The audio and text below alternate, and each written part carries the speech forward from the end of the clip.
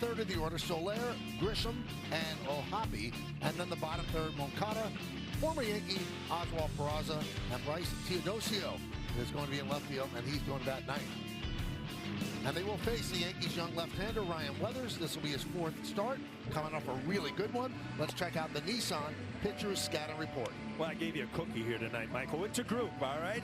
Getting better. He was really good his last start. The A's on Thursday, 8 innings, 1 run, no walks, and 7 strikeouts. And help, I need somebody to score some runs. The Yankees have not scored a run for him all year, all 3 of his starts. And come together right now, well, he's really changed his pitching. Really using his sinker and his changeup much more. Let's see if that continues. That's a cookie. Are you O'Neill or McCartney? I don't know what. Well, you know what? I didn't have my piano, so I was a little out of tune. But I just figured I'd give you a cookie since you had a hard time. No, it was an excellent cookie. Let's take a look at the defense for the Yankees, brought to you by your local Tri-State Genesis retailers. Grichuk, Grisham, and Judge. Left, right in the outfield. Infield, McMahon, Caballero, Rosario, and Goldschmidt. And Wells behind the plate with Stanton, the DH. We told you all about the pitcher, Ryan Weathers. Angels scored a season-high 10 runs yesterday. Wasn't enough as the Yankees scored 11. Neto's ready. Weathers is ready. And let's do it here in the Bronx. First pitch is a strike. We're underway. Well, Michael, if you break down the at-bats last night from Anaheim, I mean the LA Angels, I mean they were tough on the Yankee pitchers. Let's see if they could get ahead and put hitters away, but they were not able to do last night. Hard to put him away last night with the 2 home runs. 1-1 on Neto. 2-1.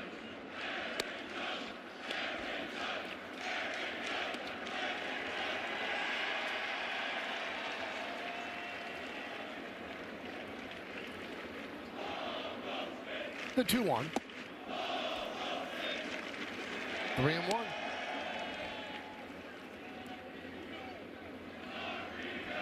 Neto and Trout tied with Drake Baldwin of the Braves for the most runs in the majors. 16 runs scored. Fly ball. Judge.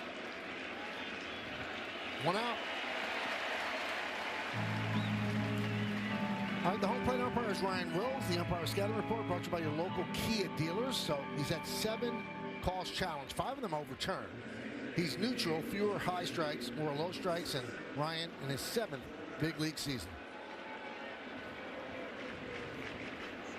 There's the rest of the umpiring crew. Crew chief is Lance Barksdale. He's at first.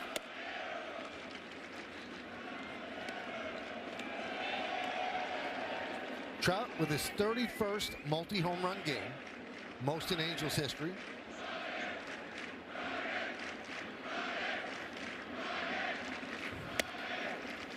He's always hit well at Yankee Stadium. 345, 10 home runs, 22 RBIs, and 22 runs scored, and he slugged at .689 here. Likes to play close to home. 31 games he's played here. Well, you said, Michael, 31 times he's homered twice or more in a game. So, you know, Judge did it last night. Let's check. Aaron Judge, 47 times. Way ahead of Mike Trout. High fly ball. Deep left center, way up there. Grisham back, track, wall. Monster shot. A long solo home run for Trout, and the Angels are on the board. That was as high as it was deep. You know, it's amazing. You know, hitters get hot, but when great hitters get hot, Aaron Judge, Mike Trout, it just, they're game changers. I mean, the ball doesn't stay in the ballpark. This ball off the bat. I didn't want to give you a hint and like hit you on the leg, but Michael, that ball's gone.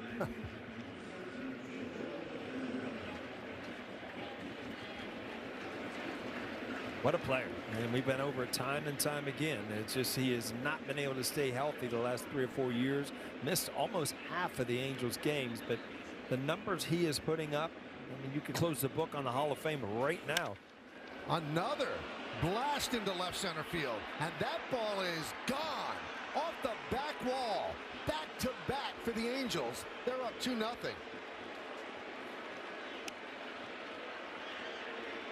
Well, folks, maybe it's going to be a slugfest again tonight. I mean, the Angels came out swinging.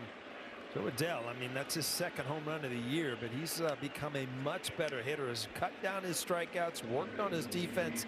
He's got a chance to be a really good player. So Weathers didn't give up a run in 8 innings against the Athletics, and 2 here in the first.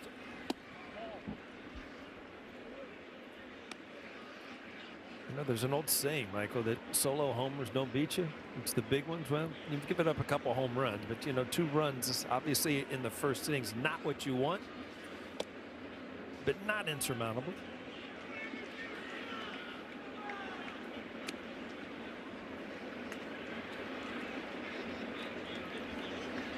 Trout and Adele back to back. 1 man out. Deep drive. Grichuk back. Track. Wall. See ya. Back to back to back. 3-0 LA. Wow. Been a loud first inning here, Michael, and none of them are cheapies, that's for sure. Back to back to back. Trout, Adele, now Soler.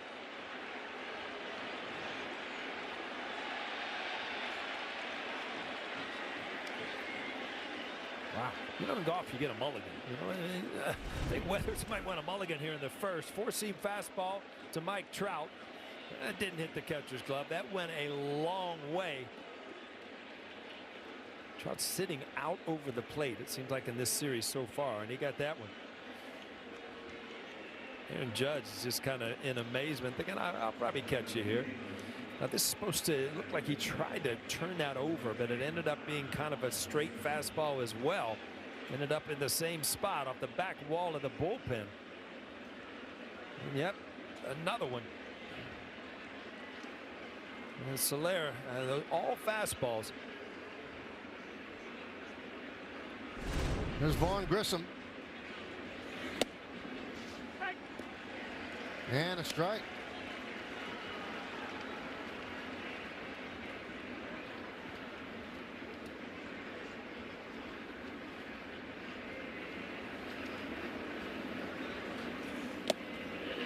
Reminds me of the Whitey Ford story.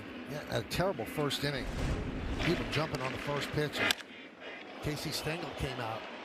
Said to Yogi, what kind of stuff does he have? I haven't caught it yet. I have no idea. Loud. He's got loud stuff.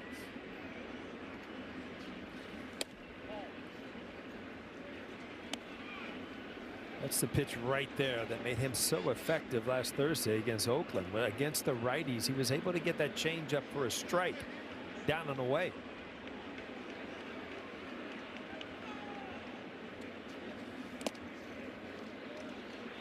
Three and one.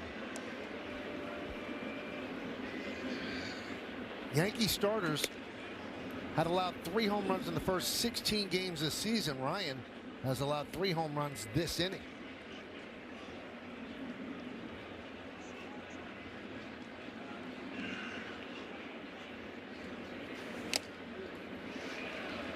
Three and two. Kind of a hush has fallen over the crowd. I think they're kind of stunned. I think Ryan Weathers is stunned. Yeah, you know, all the fun that happened last night seemed to leave the ballpark here in the top of the first. And a walk. Now the crowd getting restless. I think that 3 home runs in a row will kind of scare your fastball out of the strike zone. It's Wells has got to make him, you know, pitch the way he's pitched and start to get that changeup away, especially to these right-handed hitters. There's Logan O'Hoppe.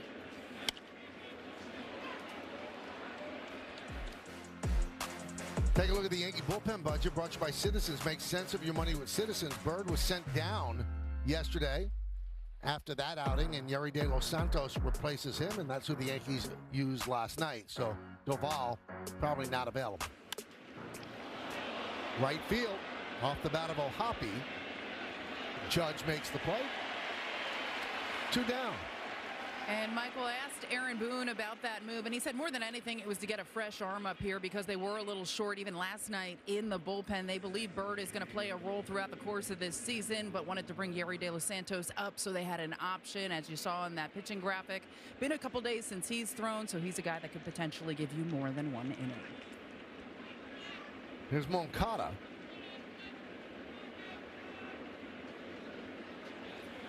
The worst thing you could have, Paul, is options if you're a pitcher, especially a relief pitcher. Yeah, if you could buy your way out of options, it would certainly help you, right?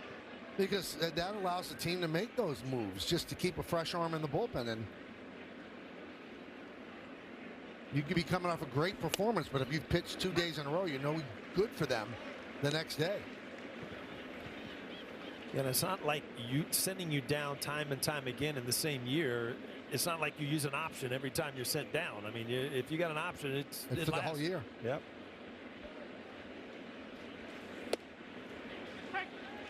One and two.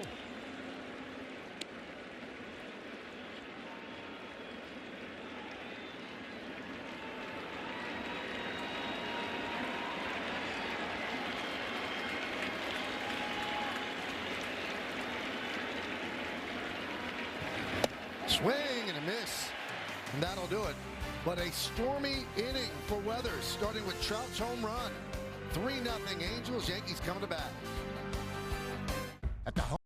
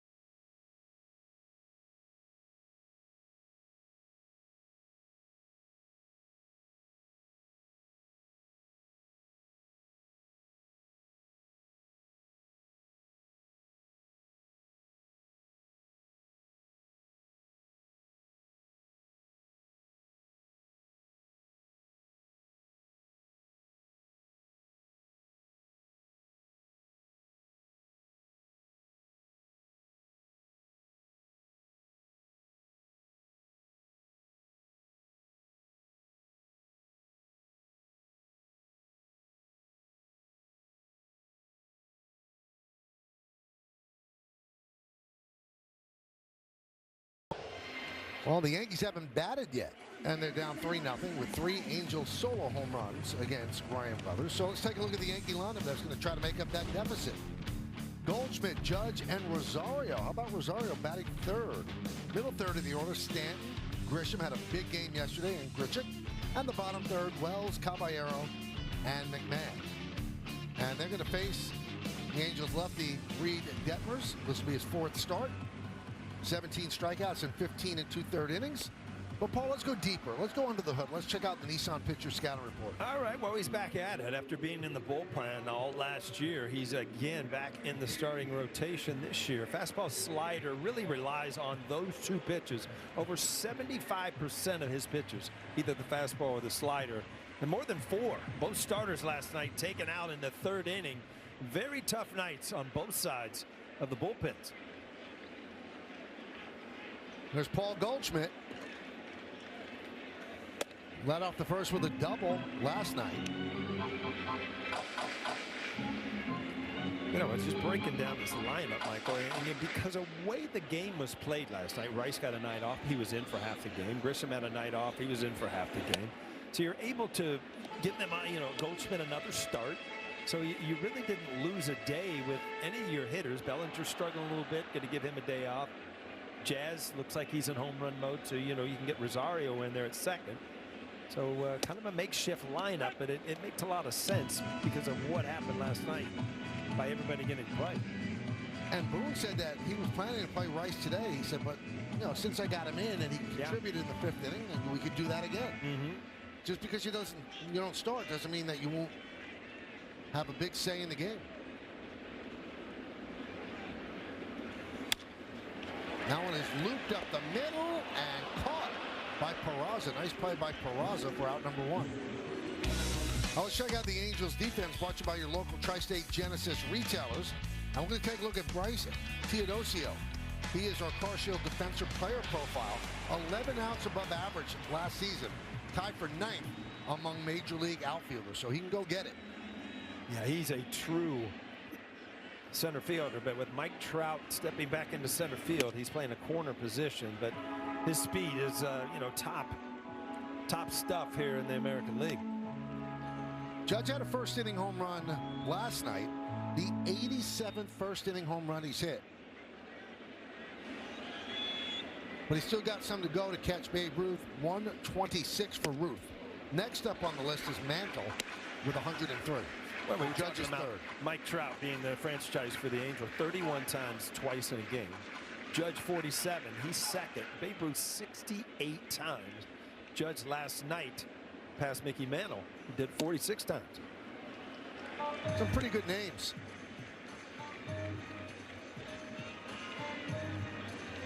And he's done it in really a lot fewer games than the other guys on that list.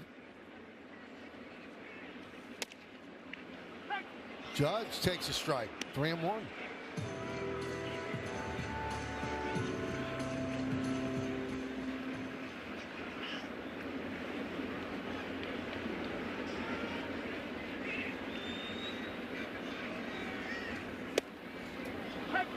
Three and two.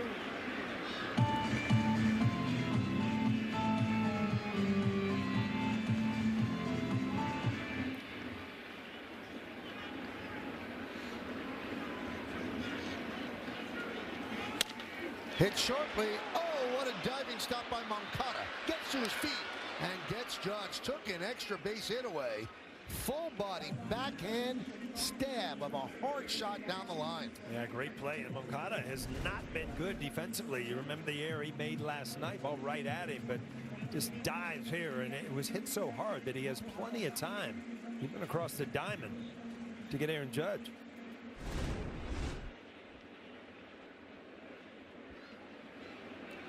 So here is Ahmed Rosario. Not to stir up bad memories, but that must be the worst. Or when you hit a ball that hard and you're thinking, oh, Yeah. that's a hit. And especially early in the game, because you think you're getting off to a good start, and all of a sudden, you know, some guy out of nowhere makes a great play, and you're 0 for 1, just like you struck out.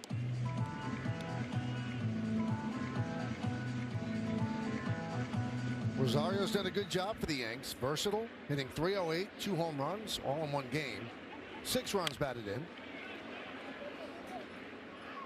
That's why when the Yankees got Caballero and Rosario at the trade deadline last year, Boone was overjoyed. It gave balance to the bench, where he could take a righty bat off the bench against a lefty and feel really good about the production. Caballero could play everywhere. Rosario could play most infield positions if you need him. So 2 versatile guys. They're not like 2 guys on the bench, almost like 3.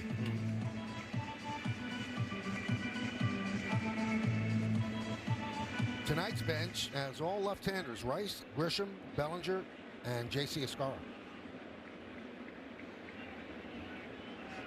1-2.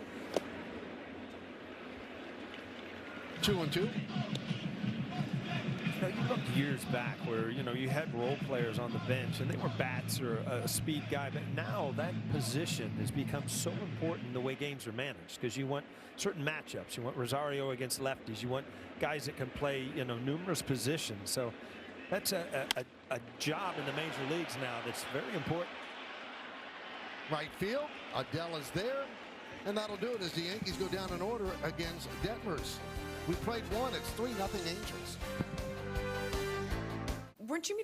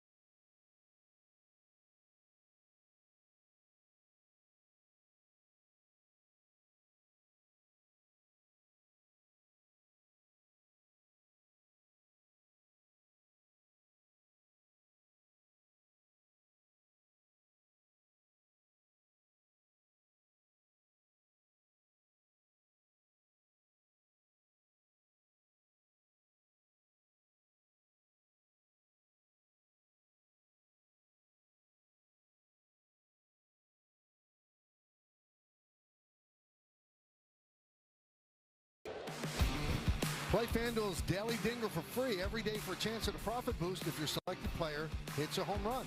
And here are the featured home run odds for today's players.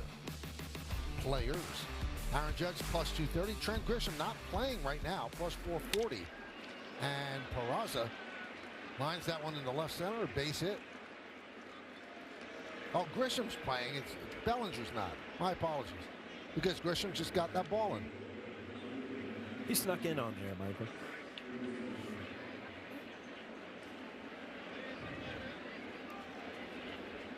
Here's Teodosio. 26 years old, third big league season. The guy can fly. He has a sprint speed of 29.8 feet per second. That's 11th in the majors. Yankees just dealt with Chandler Simpson and didn't deal with him well. Yeah, I mean, speed, you don't see guys that much that are just all speed, and it creates so many problems defensively. Grisham back, still back. He makes the play. That traveled a lot farther than he thought it would. One down. Yeah, I can tell right now that he thought off the bat it was an easy play. It didn't have the sound like he hit it very good, but then all of a sudden your heart starts pounding. You know it's well over your head, and he took his eye off the ball to get there and was able to make a good play. But right there you realize, uh-oh, I'm in trouble. So you just fall out, sprint, and then pick up the ball again. Good solid play. Almost popped out of the glove. Back to the top of the order, and Zach Neto.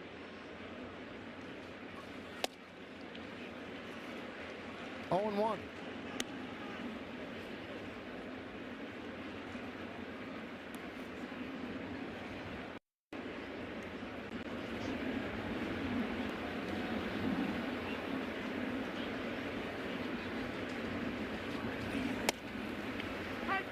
Oh, 2 on the Angels shortstop. Angels 8-9, and the Yankees 9-7.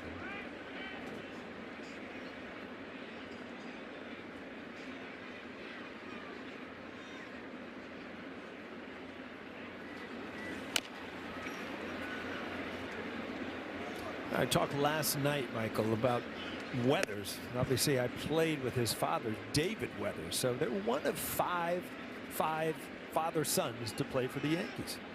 Clay and Cody Bellinger, Mark Leiter and Junior and Senior, Ron Davis and Ike Davis, and Yogi Berra and Dale Berra. You knew all those, right? I did. I don't remember Ike Davis. He was here for a short period of time. Most of the time, you know, from the Mets. Right. But he was here in 2016.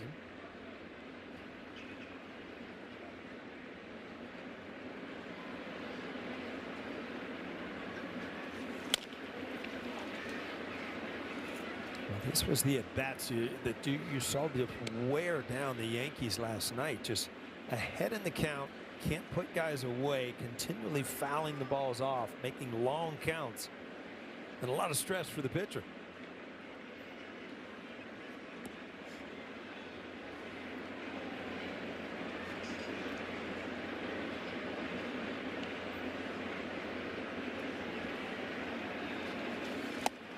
And down goes Neto.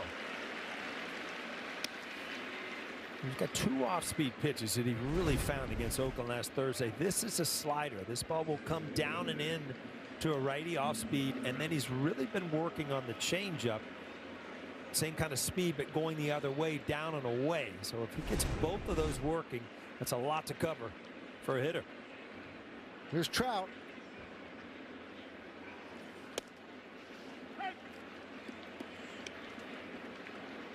Oh, 0-1.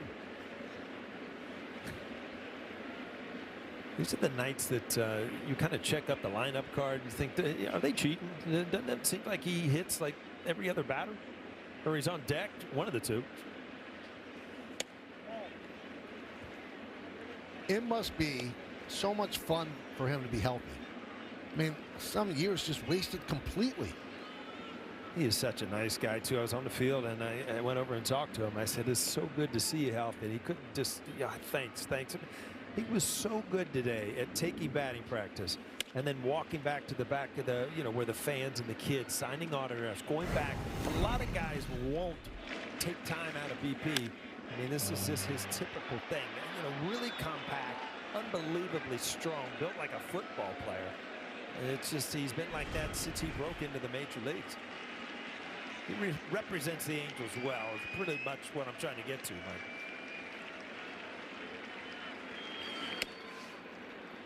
We told you yesterday 3 MVPs. He finished second, first, fourth, second, first, fifth in consecutive years. So one of the best players in baseball. And then he started to get hurt.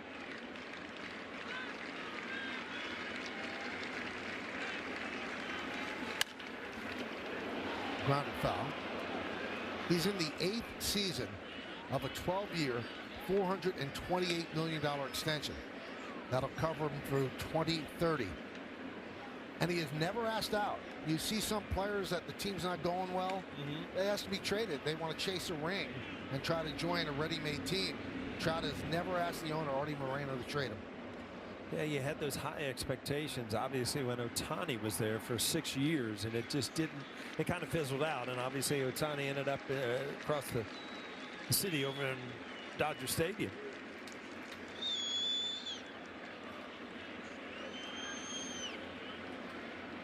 And Trout, as great as he is, kind of toiling in anonymity. They have not been in the playoffs since 2014. There's only one professional sports franchise that has had a longer drought. I'm sorry, some of our listeners have to cover their ears.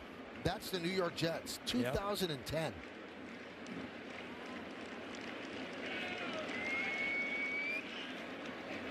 And now with 3 wild cards, that's hard. You might slip and beat a couple people, right? By accident. Either you're playing for the playoffs or you're playing for the first draft pick, right? Really making Weathers work.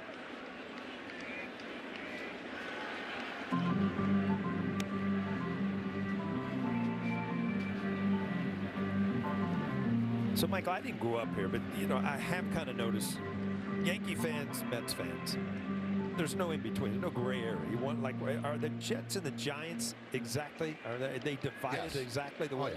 Yeah. So there's no, like, I like them both. No, that doesn't work. A little fraudulent if you do, but there's some.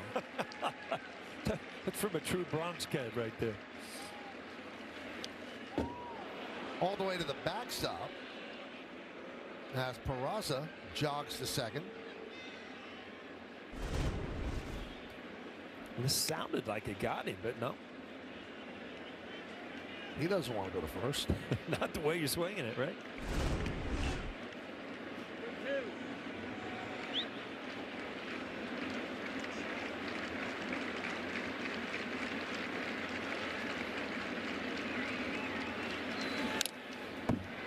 You and Trout have something in common. He opened Trout National Golf Club this fall in Vinland, New Jersey, and that course was designed by Tiger Woods. Yeah, it's been in the making for the past couple of years, and from what I understand, I have not seen it. Pretty high expectations on what type of course it is. It's not a public one, believe me. He said, I hope it's one of the top golf courses in the world. I'm just trying to bring the noise to South Jersey. And Trout became obsessed with golf in 2020 when baseball wasn't being played. He said he played 36 holes a day.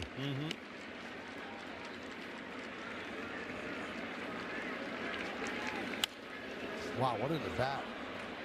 The only thing, I've fallen in love with golf also. But the only thing I don't like about golf is there's something wrong every day, obviously. But there's no foul balls. You get a bad swing, a foul ball, you're still in the at-bat. Bad swing in golf, you're picking another ball out of the bag because it's in the woods. Well, I'm not familiar with the game, but isn't there a thing called the mulligan?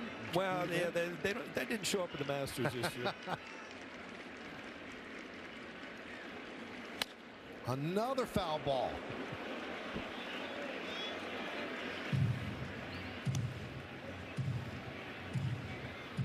Keith Johnson, third base coach, had to get out of the way.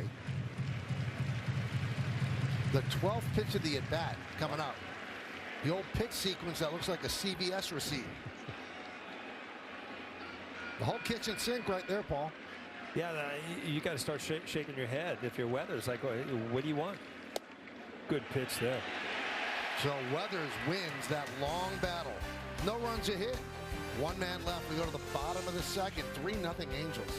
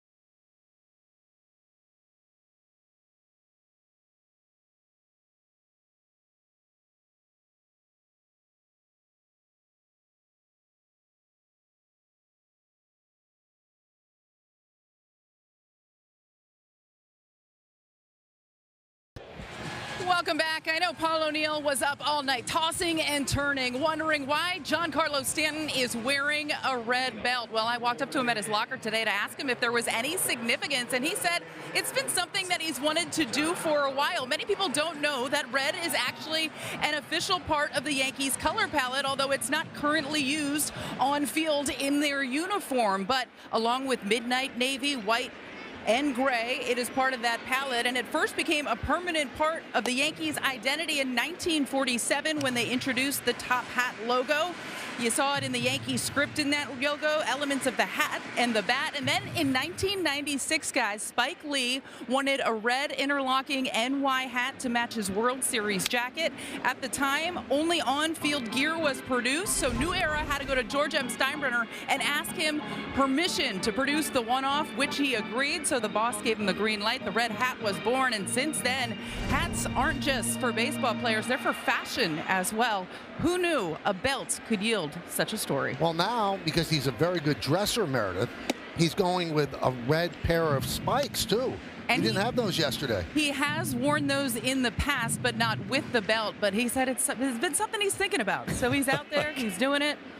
Let him live, Michael. Let him live. Let everybody live. You're absolutely right. Yeah, your shoes have to match your belt. Well, that's just the way it is, right? And you know what? Spike Lee was here the other night, last night, and I thought he has all red on, and the Angels are in town, and I couldn't figure it out. But now it all makes sense, knowing that he was the guy that started the red Yankees hat back in 1996. The 2-2.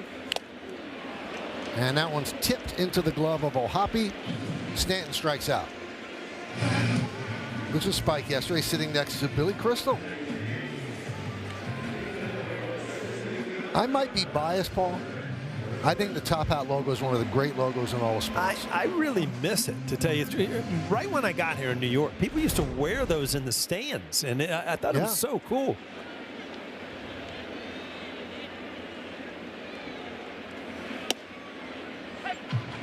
In fact, now I'm going to go really inside TV. We have an interstitial with the top hat logo. You know, that the swipe that you see from a replay. Yeah.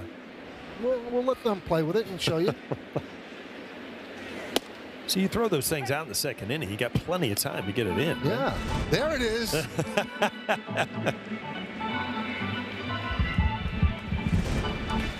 All right, enough. Oh, wait, we got all night now. That thing's coming. Every time you say it, it's coming up again. 0-2 on Grisham.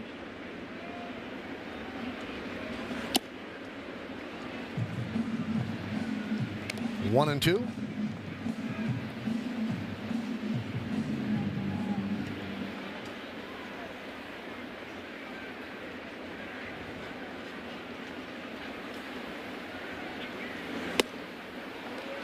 And Grisham down on strikes. Well, we talked about Detmers, and you know, in the bullpen last year, he really became a two-pitch pitcher, and that was the fastball and this breaking ball. Well, pretty hard, but very tough to pick up. You see, not a lot of side spin, just enough to fool you and get away from the barrel of the bat from the lefty.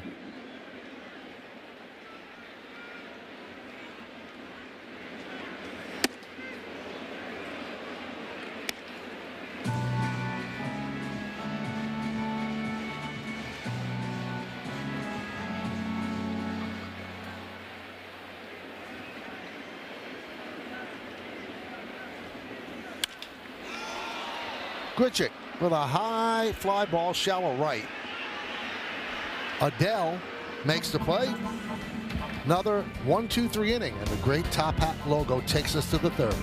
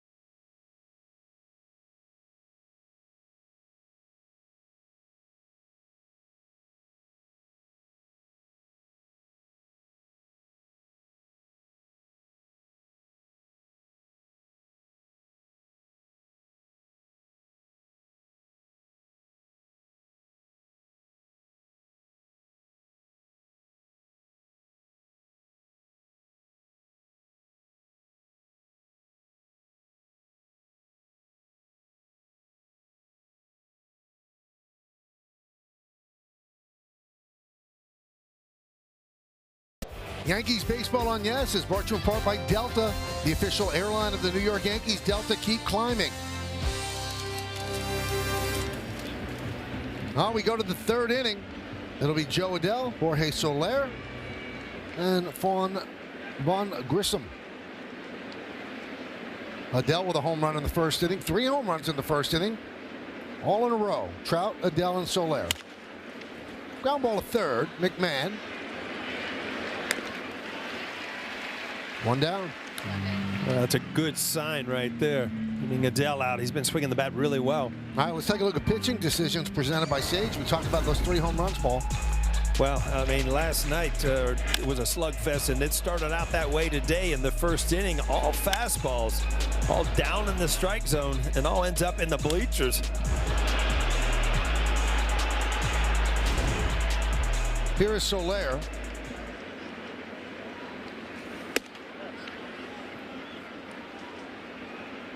Soler, 17 RBIs, lead the American League. He's 18, actually, at the home run, so that leads the American League. Presently appealing a 7-game suspension that he got for charging Reynaldo Lopez last Tuesday.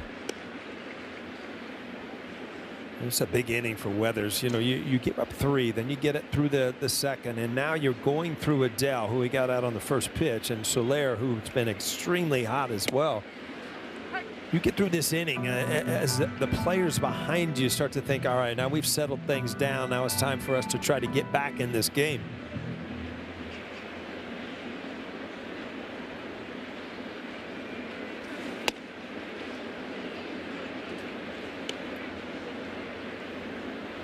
Two and 2 on Soler.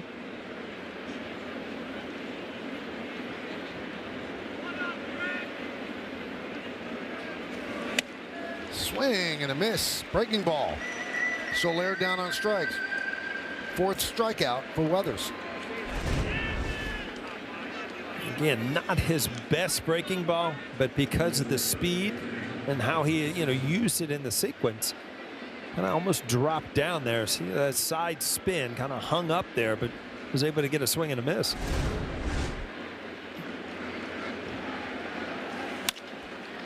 Grissom to right field, right down the line.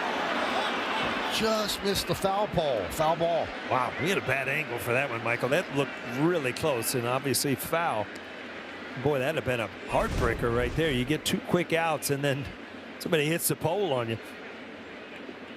That was close. And Suzuki said, could you guys talk about that? Take a This look. is a crew chief review of the call of foul ball.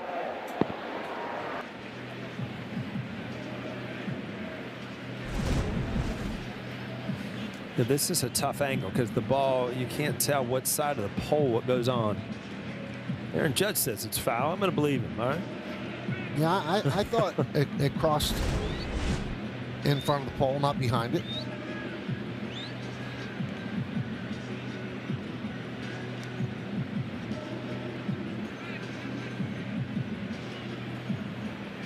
First-year manager, Kurt Suzuki, 42 years old, signed a 1-year deal. Not exactly an overwhelming vote of confidence,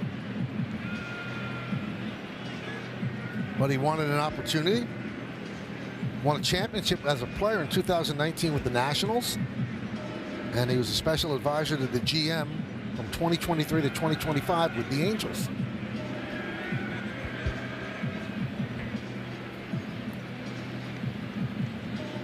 After review, the call on the field is confirmed as a foul ball. No harm, no foul. You don't waste a challenge. You can ask for an umpire review if you think it's close. Boy, if you're Grissom at the plate, Michael, you think you have a home run, then they call the foul, then they can review it. So you're sitting there just simmering at home plate, thinking maybe I snuck one out right around the pole. Foul ball.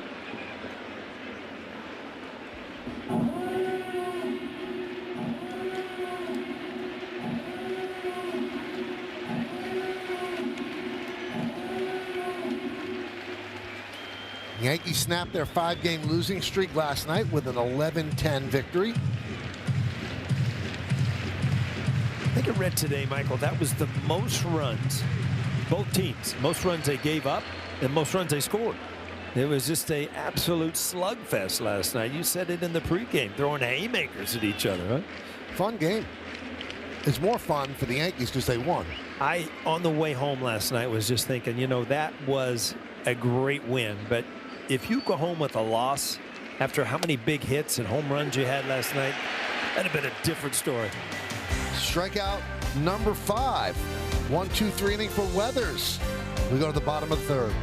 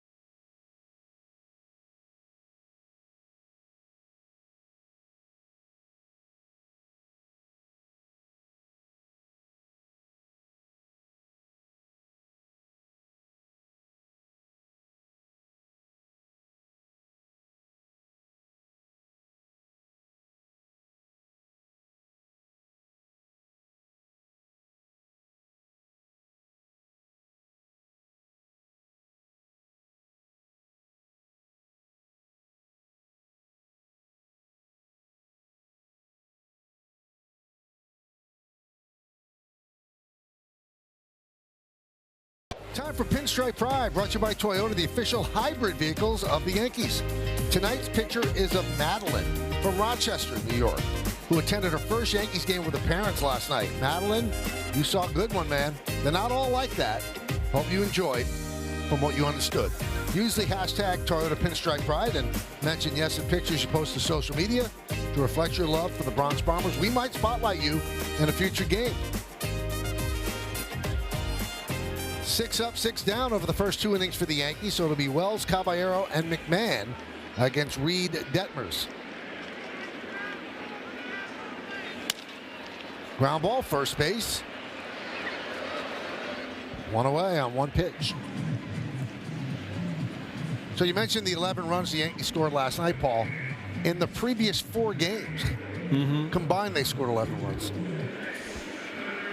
Yeah, when you go through losing streaks like they did, they came back from St. Petersburg losing 5 in a row. When you start breaking down the numbers, obviously something has changed. Either your pitching blew up, which it really didn't, or the offense just forgot to show up, and that's really what happened during those 5 games. There's a strike to Caballero.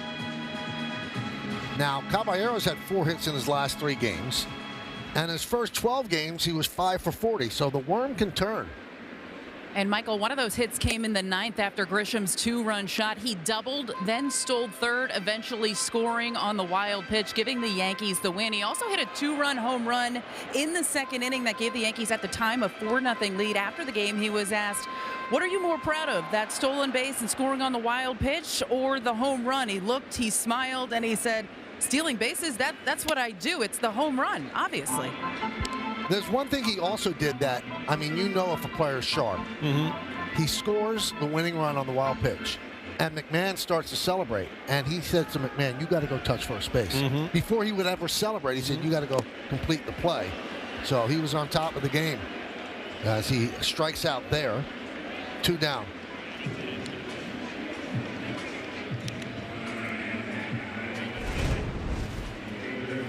Well, not picking this ball up, obviously a breaking ball way out in front of home plate. That just shows you a little anxiousness at the plate.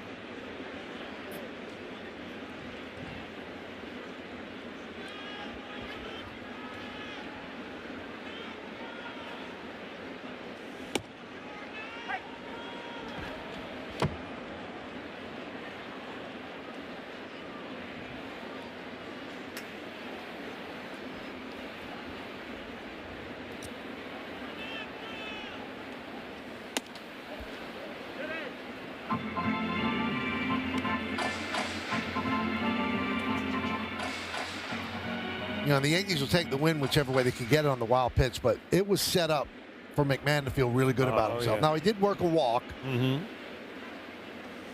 but I think every Yankee would have liked to have seen him drive the ball or get a base hit and have that sort of walk-off. But as I said, you take any win you could get. Yeah, when you've lost 5 in a row, you'll take it away you can get it. But, you say every Yankee, and that does include McMahon, right, wanting to get that big hit.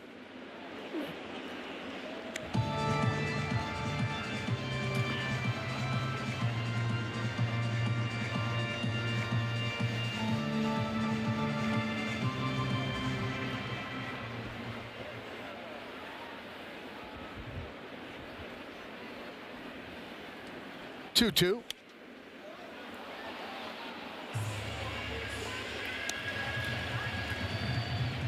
See, Detmers at 96 there last year. I mean, he popped all the way up to 97, 98 in the bullpen. He's gradually come down as a starter somewhat, but throwing much harder than he did a couple years ago. There's a ground ball grab by Moncada, but he couldn't get his footing to make the throw, so that's a base hit. Yankees first base runner of the game. That's why you can't say it enough, Michael. You put the ball in play, you have a chance. I mean, when you strike out, you walk to the dugout. This ball was in a kind of an emergency swing. Just grounded it to the left side, but because of the shift, no play.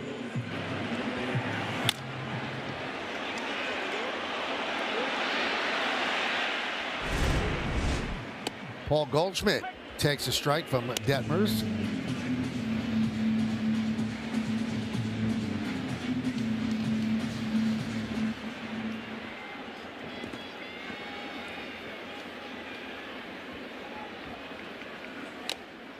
You know, Detmers has a really simple mantra when he's on the mound. He says, attack, command all my pitches, and get the fastball down.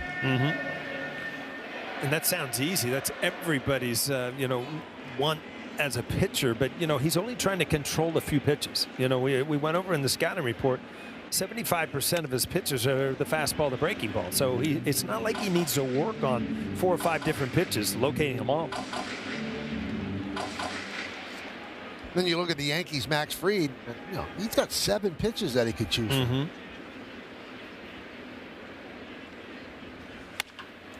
Grounded. Moncada gets another try. Goes the short way, and that'll do it. No runs to hit. 1 man left. We go to the 4th.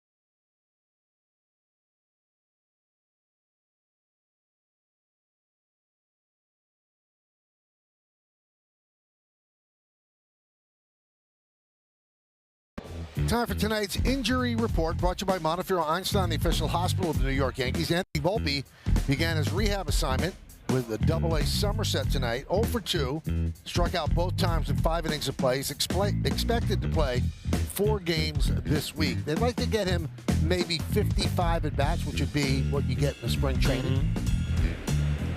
Cadillac scoreboard, 3-0 Angels as we go to the 4th inning.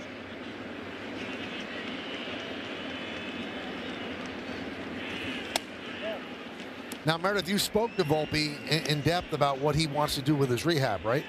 Well, Michael, he was at Tropicana Field, and he said he has never been more excited to play baseball again. It has been killing him not being able to be out on that field. But for him, it doesn't feel like a rehab assignment. It feels more like getting ready in the way of spring training. He said early on he wasn't sure how his body was going to respond. He'd step in the batter's box and not know if his shoulder was going to feel like it was going to fall out. He also didn't know what to expect when diving at shortstop. He said he already crossed all those hurdles. He's confident that he's going to be okay. He feels strong and he's in a good place. So right now it's just about getting some reps out there and building himself up in the field to come back here to the major league level. He probably can't wait. Oh. Hoppy with a fly ball to center. 1 down. It's amazing when you're playing, Michael. You go through tough times and, you lose your confidence. And you just don't see good things happening. And when you're injured and you're sitting on the bench, you remember everything that's good. And that's what you miss about the game. Being with guys, getting the big hit, making the great plays. That's what you don't remember the strikeouts until game 1. You strike out your first time up. You're like, oh, here I'm back on the field, I guess. You got to feel for him a little bit, Paul, because you figure first rehab game, Double-A. You got a little bit of soft landing. You know who the pitcher was? Zach Wheeler. Yeah. I did see that. Who's coming back from thoracic outlet syndrome surgery. He went 5 innings, 3 hits. He struck out 8. So he had a brand name pitcher. You know what? If you think about it, though, you would rather face Wheeler than some guy in Double-A that has no clue where the ball's going. Right. It's much more comfortable facing a guy who's been in the major leagues for a long time.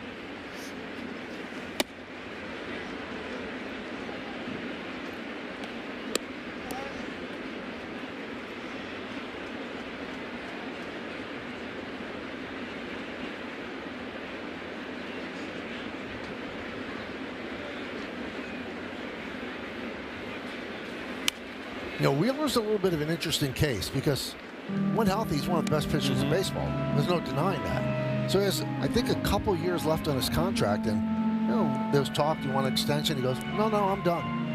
That's it. That's it. He said, when the contract's up, I'm done. I've done it enough. Right.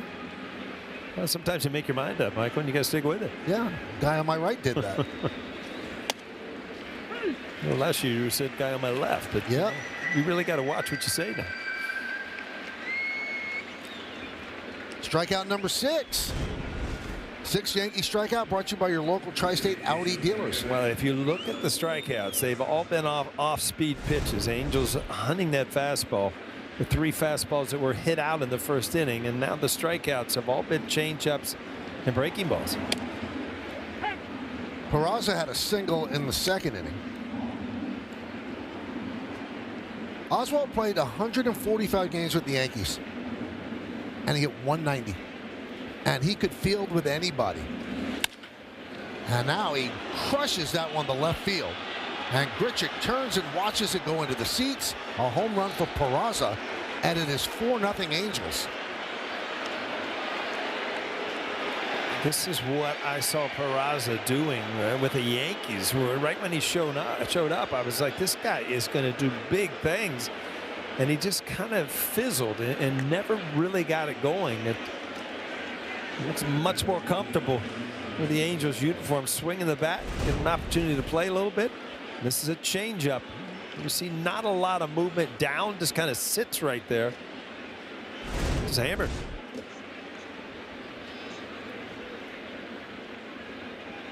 Teodosio fouls it away.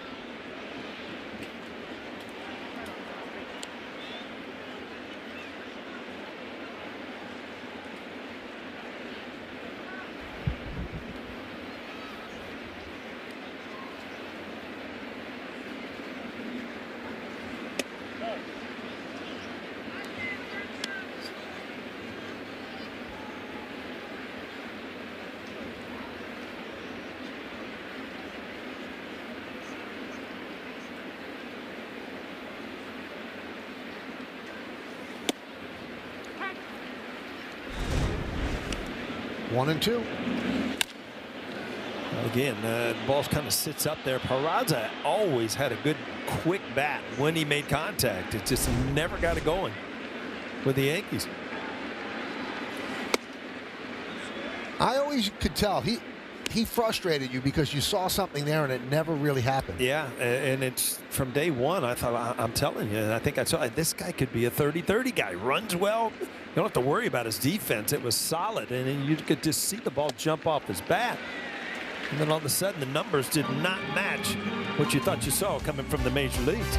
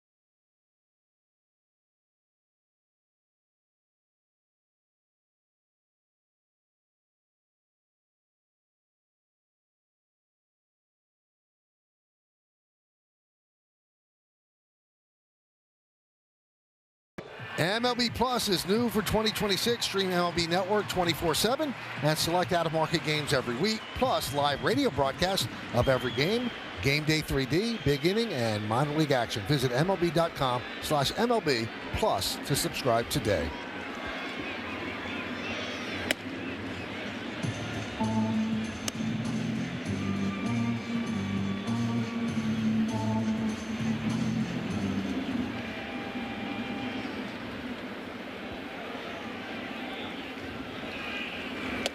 So kind of an odd 4 innings for Weathers, 7 strikeouts, but a career-high 4 home runs. And, Paul said earlier, you live with solo home runs, but you don't live with 4 of them. Solo home runs are solo, meaning maybe 1 or 2, but yeah, when you start getting 4 or 5, that's not good. Yankees have just 1 hit. McMahon's infield single with 2 outs in the 3rd. In fact, that's the only base runner against Detmers.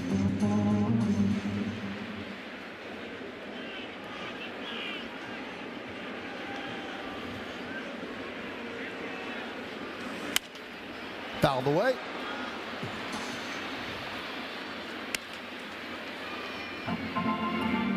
Rosario on deck.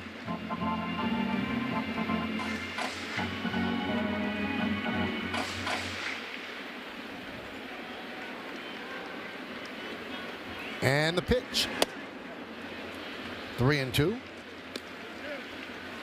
Judge robbed of an extra base hit in the 1st inning. Diving stop toward the line by Moncada.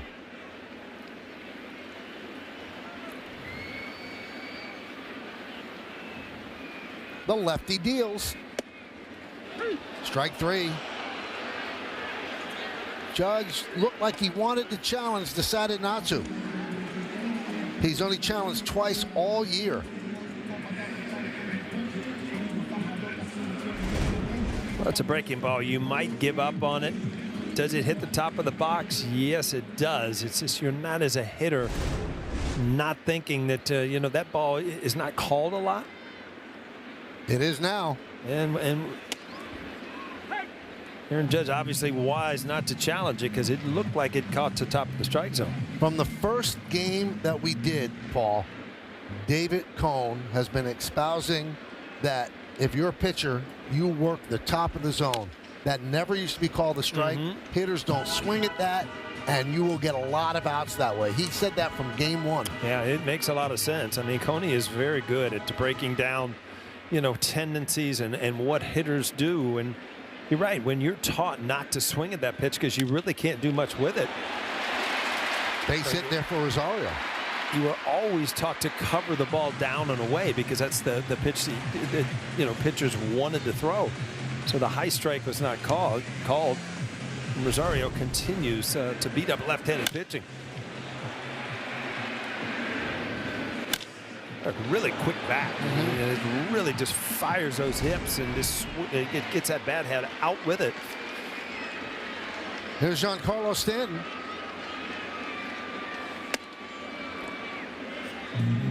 Yankees 1 big swing from cutting the lead in half. 4-0 Angels. We're in the bottom of the 4th inning. Runner on first, 1 out. Stanton struck out in the 2nd inning.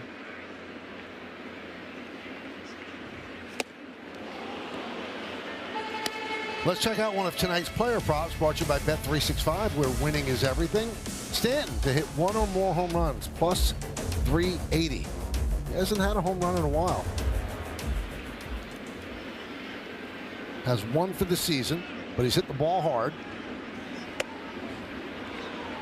And that line drive off the top of the wall, dead center field yesterday, that was not a fly ball. It's just a line drive.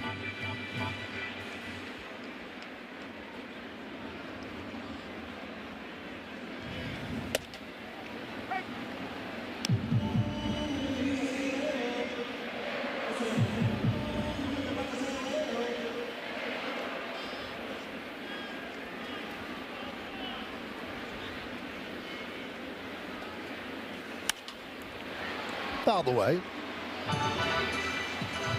95, but that beat Giancarlo Stanton. Didn't quite get the bat head out. Fouled it off the other way.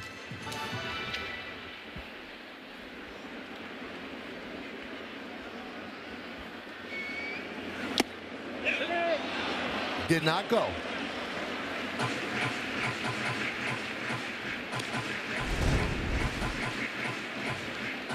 I don't think he went. No.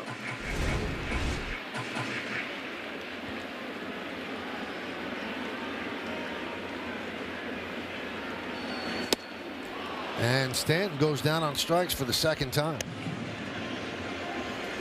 5th strikeout for Detmers. A good changeup. Again, the changeup's all where it does at the end, and you just see it kind of take off down under the barrel of the bat.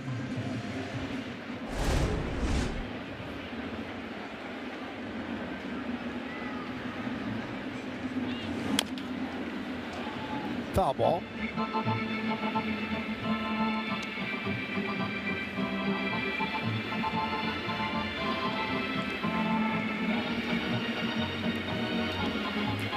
Cooking up something special with Hexclad. Join the hybrid revolution at hexclad.com.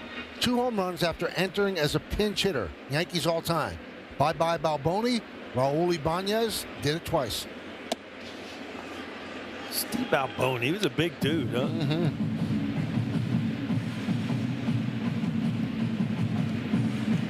Never really got the run with the Yankees that you thought he would, but he did with the Royals. Ended up winning a championship.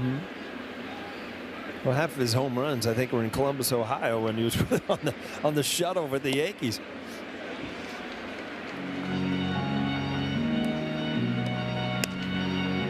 Every once in a while, Michael, when you get ready for the major leagues, you're all set, and all of a sudden, there's something in front of you. We had number 23 at first base, Don Mattingly, so you really had no other opportunity to give Balboni an opportunity to play every day. Well, that also happened to Showalter. Yeah, Buck. Yeah, you are moving Donnie baseball.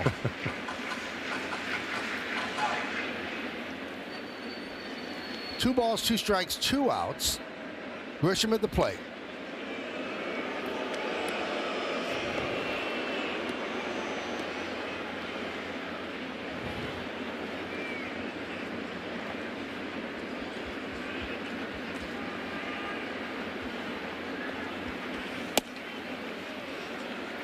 So the count full. Rosario will go on the pitch with 2 outs.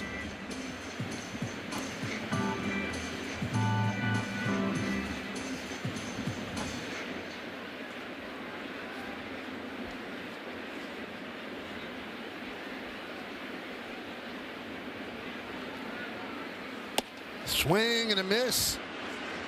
Detmer strikes out 3 in the inning. We go to the 5th. Yankees getting shut out. It's 4-0 Angels.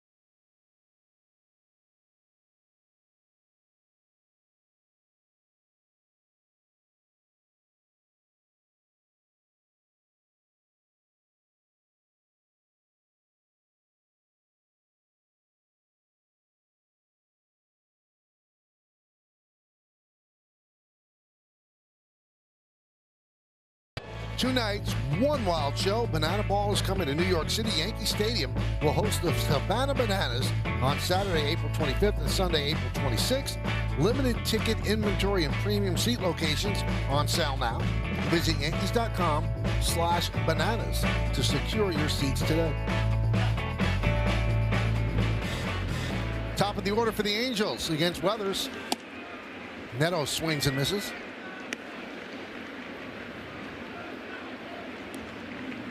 You ever seen one of the banana games? I've seen it on TV. Yeah. I haven't seen one live myself. My son and his friends came last year at the stadium, and they had a great time. They put on a show.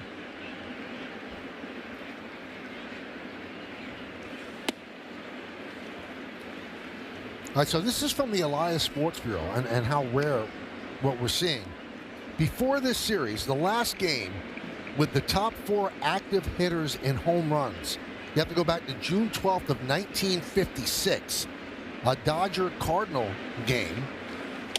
And at that time, the top 4 home run active leaders were Gil Hodges, Duke Snyder, Stan Musial, and Hank Sauer.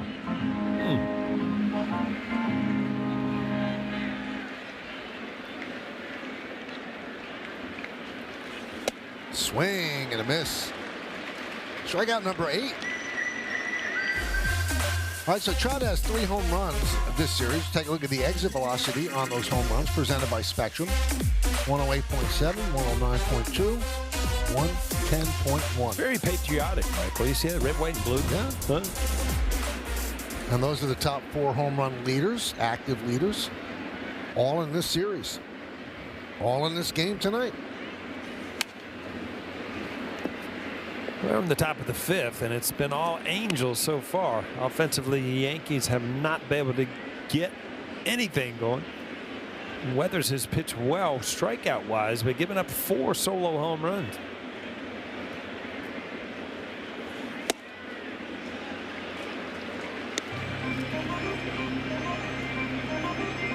Also, we witnessed some history last night.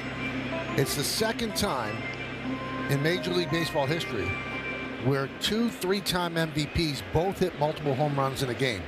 You have to go back to 56 again. It was Musial and Roy Campanella. You know, that Stan Musial, he's in a lot of stats. He must have been pretty good. Yep, pretty good. Those 2 guys are pretty good.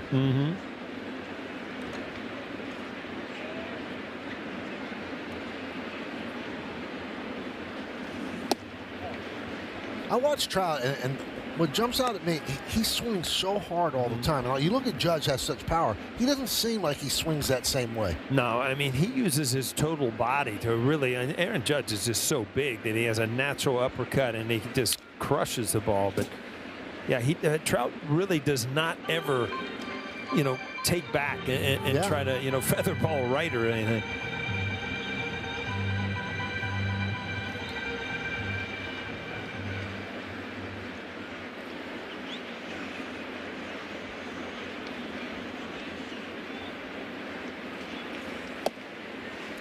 Boy, Trout has really made Weathers work.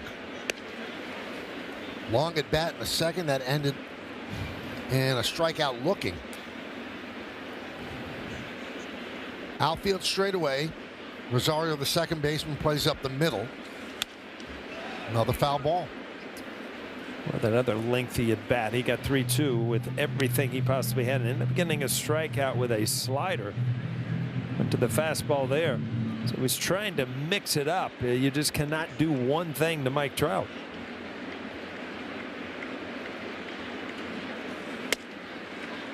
And he strikes out looking. So he struck him out looking in the second on a 12-pitch at bat. He strikes him out looking here in the 5th on an 8-pitch at bat. Yeah, and back to the slider, and it did get a lot of the plate there on the outside corner. So 9 strikeouts for Weathers.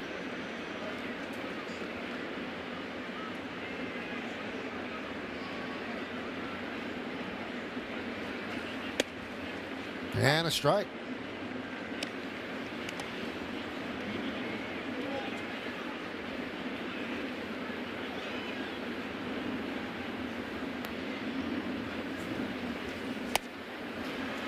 Trying for his second home run.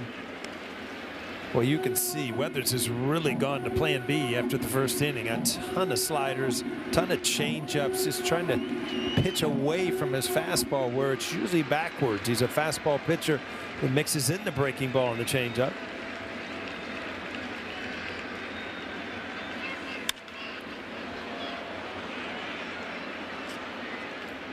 So with his 9 strikeouts, this is the 3rd game in his career with 9 or more strikeouts. His high is 11.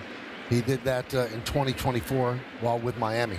Well, in the pregame, I mean, we said they have not scored a run for Weathers in any of his starts so far. This is his 4th start.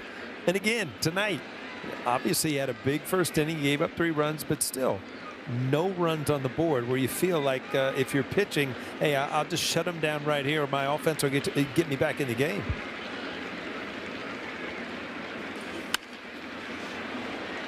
Fouled away.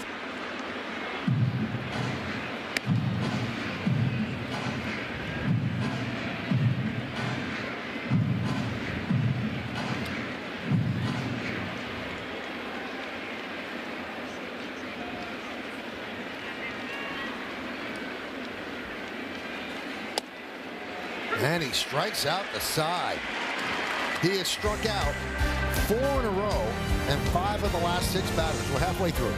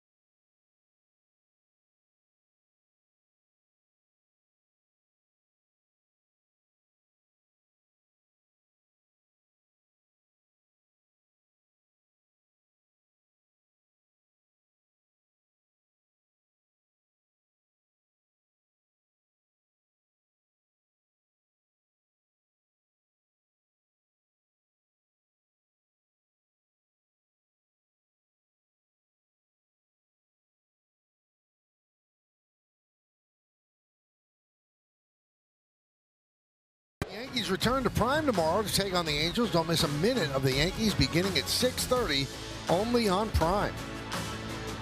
10 strikeouts in 5 innings for Weathers, but he's allowed 4 home runs. Randall Grichuk will lead off, and he's still looking for his first Yankee hit. He's 0 for 14.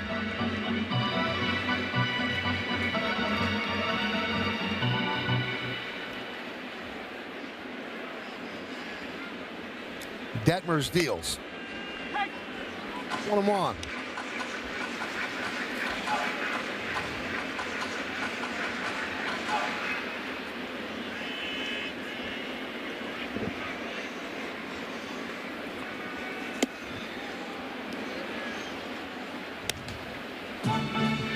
In the 09 draft, the Angels had back-to-back picks, 24 and 25. They took Grichuk before they took Trout.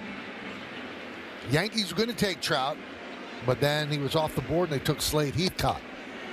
And Grichuk down on strikes. And he's hearing some boos from the crowd.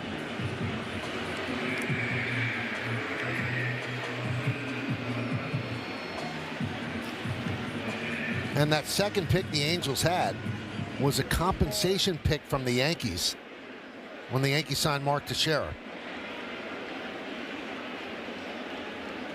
Now, what you shouldn't do is think, well, if they didn't sign Teixeira, they would have been able to pick Trout. The story is the Angels like Trout more than they like Grichuk, but they figured if they picked him one pick below, they wouldn't have to pay as much for him. So if they had just that one pick, they probably would have taken Trout. I didn't hear that story. You learn something new every day. That's what I'm here for you. I like that. Shows I'm listening to you, too. I like that.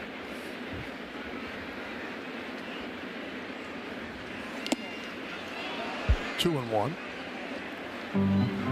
And now, just tying it all together, Trout and Teixeira are tied all-time with 409 home runs. I'm going to take Trout to end up ahead. Yeah, I don't think Mark's hitting any more home runs. Yeah, he's pretty much done. Ground ball. Peraza, 2 down. Well, boy, Detmers is really making things look easy. Just controlling those pitches, going after the hitters, not getting in long counts. 2 hits so far for the Yankees. There's Jose Caballero. Struck out in the 3rd. Detmers has 7 strikeouts. Has not walked a batter.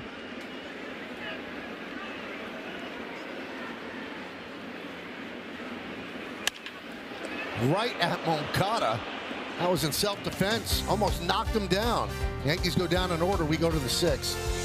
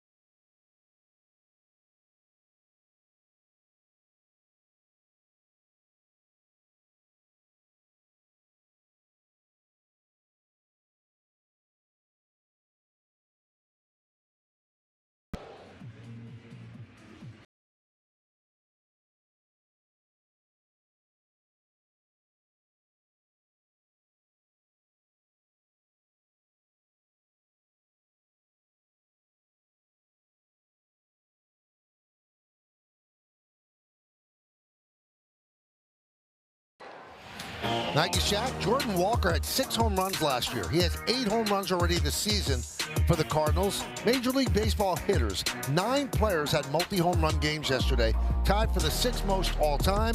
And Paul Skeens got some run support, 16 runs of it last night. And in his last 3 starts, 3-0, 1.56, trying to make it back-to-back Cy Young Awards. Jorge Soler will lead off against Weathers. Montefiore Einstein scoreboard 4-0 Angels. 4 solo home runs for LA. 4 runs on 5 hits for the Angels. No runs, 2 hits for the Yankees. Weathers with 10 strikeouts. He struck out 4 in a row. 0-2. First game in Yankee history with 10 or more strikeouts and 4 or more home runs allowed.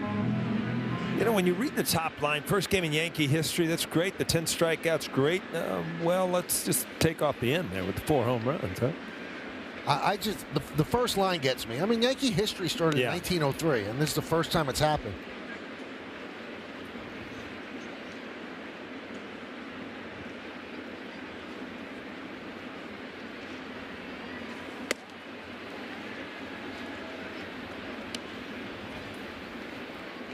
You know, you have no real excuse with the Peraza thing, but in the first inning, he was proud of his fastball, and the Angels were hunting fastballs. No doubt about it. All of them four seamers, and now you see him really using both his off-speed pitches with the slider and the changeup, and kind of throwing this just to show the fastball out of the strike zone.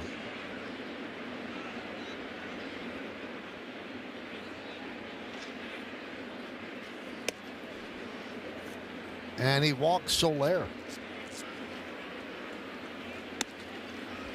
Well, he's closing in on 100 pitches, and that's all he'll throw is 94.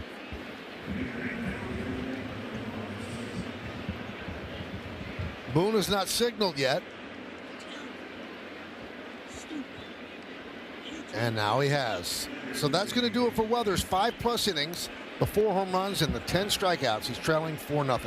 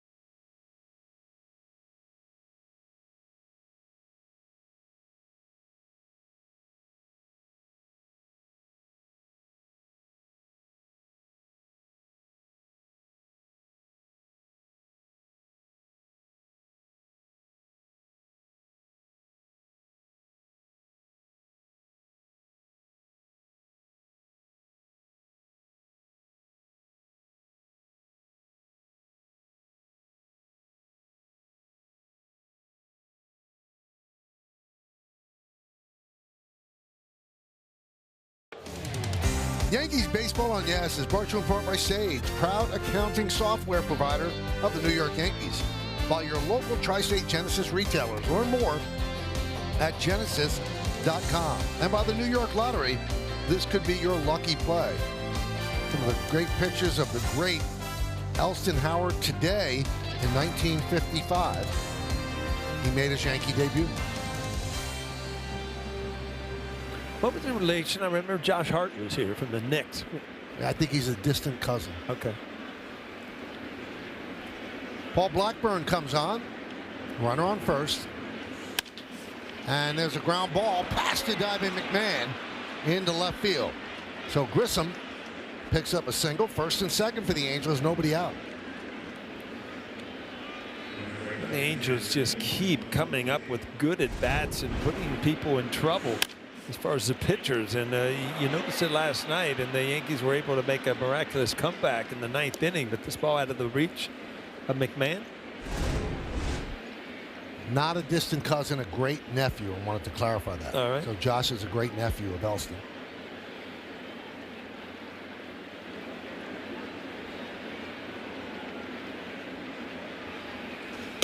And Josh and his Knick teammates begin their playoff run Saturday at 6 o'clock at Madison Square Garden against the Hawks.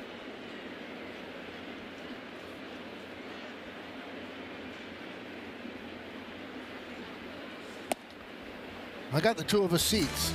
I was going to say, are we going? Yeah, let's do it. I'm going to leave you in charge of the seats.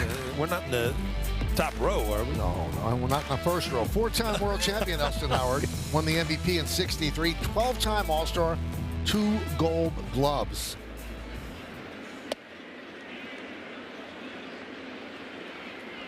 Three 3-0 on Ohapi. It was funny. Speaking of the Knicks, we were at Disney World this, over the off season. I took the grandkids there, and walking through the lobby, the Knicks were playing the Magic in Orlando. Right. It's not like basketball players can like Catcher's challenging the ball call. 7-footers. You know what they do.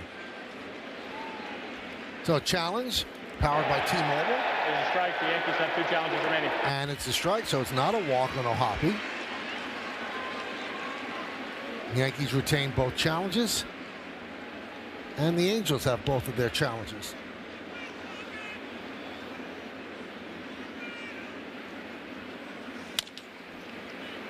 Grounded foul.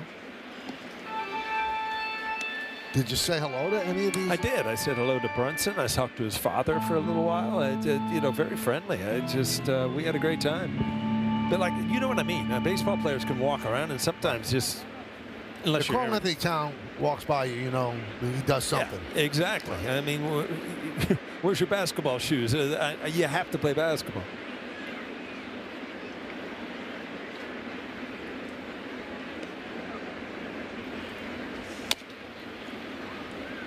Did you tell them in your conversations how great a basketball player you were? No, I didn't think they were interested, to tell you the truth.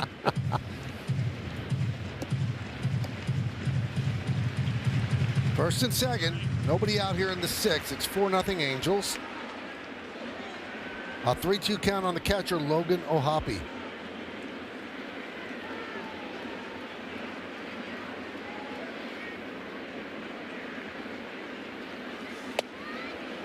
And he ends up walking anyway.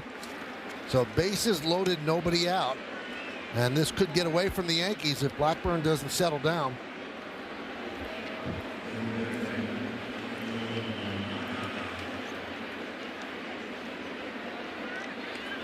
Runner at first base is Weathers' responsibility. Grissom and O'Hoppe, they belong to Blackburn.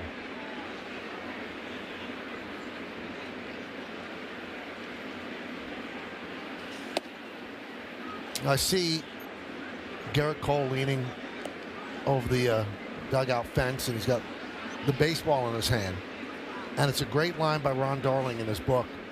He said, you grow up thinking that you grip the baseball, and then you realize that baseball grips you. Yep. It does own you for a long time.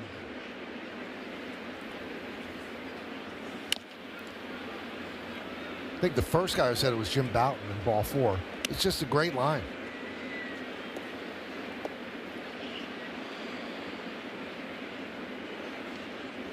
Bases loaded. Big point in the game. Yankees came back yesterday a couple of times. They don't want that mountain to be too high.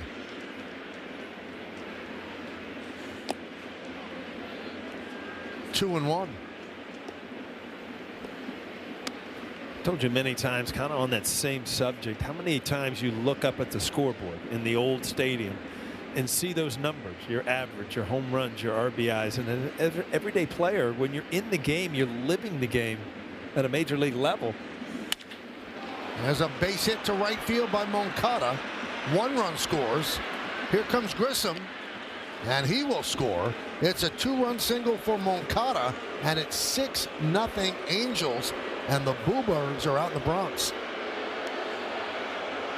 And this is not what this series is supposed to be. A barn burner last night, and then a changeup up in the strike zone today. Boom, just at bat after at bat. And a lot of them are bad pitches, sure, but they have put together some great at bats in these first couple games.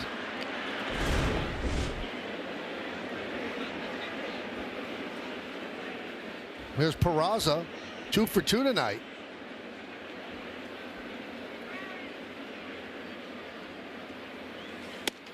You know, saw his average with the 2 for 2. He's at 250 early in the season. If Peraza could hit 250, he could have a very long big league career with his glove.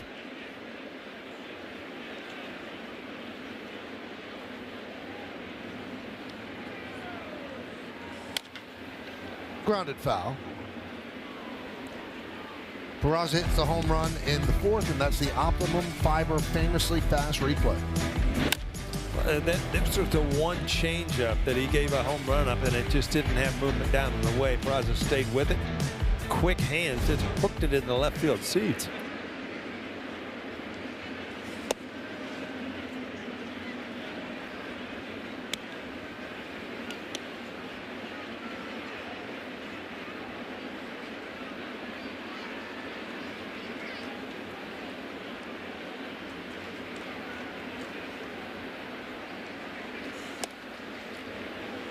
3-1.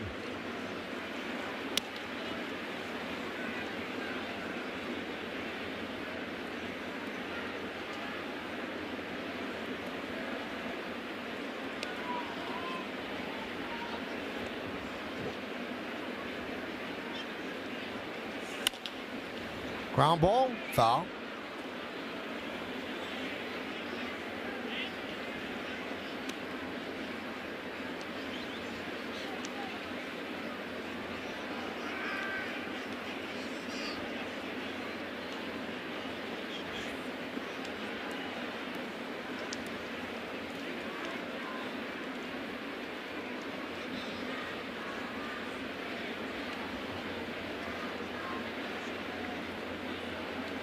And the payoff.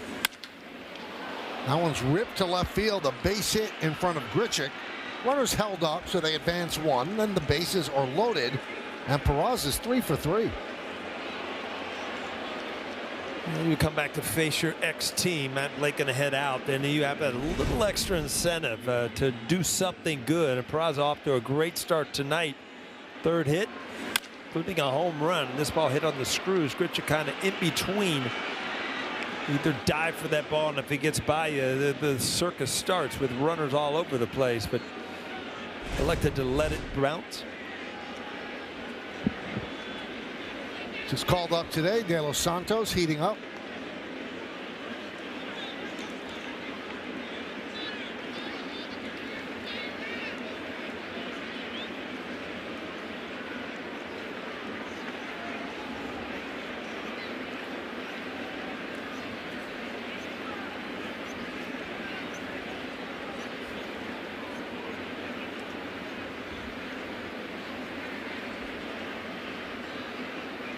And here is Teodosio. Yankees play back for the double play. The only one in is Goldschmidt at first.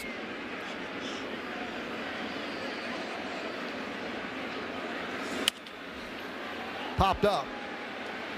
Judge and Goldschmidt. Goldschmidt has a chance and makes the play and fires home, holding O'Hoppe at third. Nice play by Goldschmidt.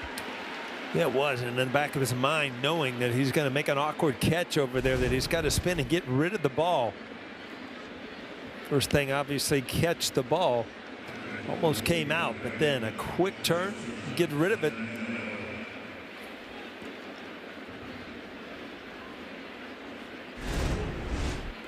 Well, the first baseman, they get a little extra length on that glove. Keep that ball in there. Here's Zach Neto.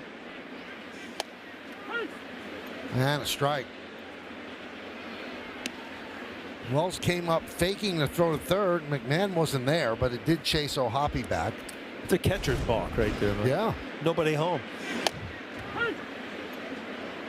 I don't know if it was a deke or if somebody missed a sign about covering.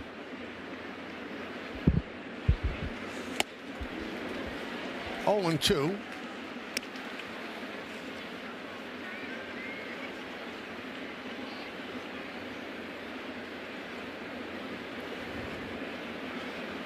Gets it on deck, Michael. Did I say that he hits every inning? Mr. Trout.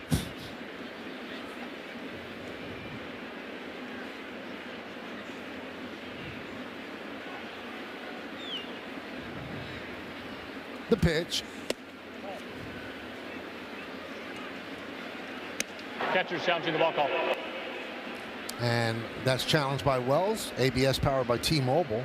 Call the ball. It is a strike. And a strike. The Yankees have 2 challenges remaining. So Neto strikes out looking. I think Ryan Wills over his back. Hey, you happy now? Here's Trout now with the bases loaded and 2 outs. 6-0 Angels in the 6th.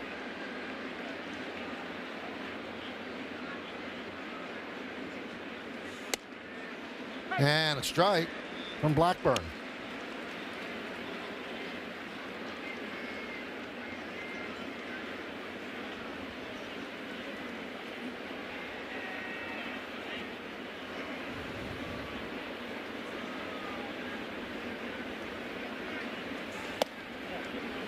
One and one. Well, he likes hitting with the bases loaded. 388. He's had a few opportunities just in these first 2 games. It seems like the runners on base ahead of his at-bats. Left field, Grichuk will make the play. Hit it well, but right at Grichuk. They scored 2. They leave the bases loaded.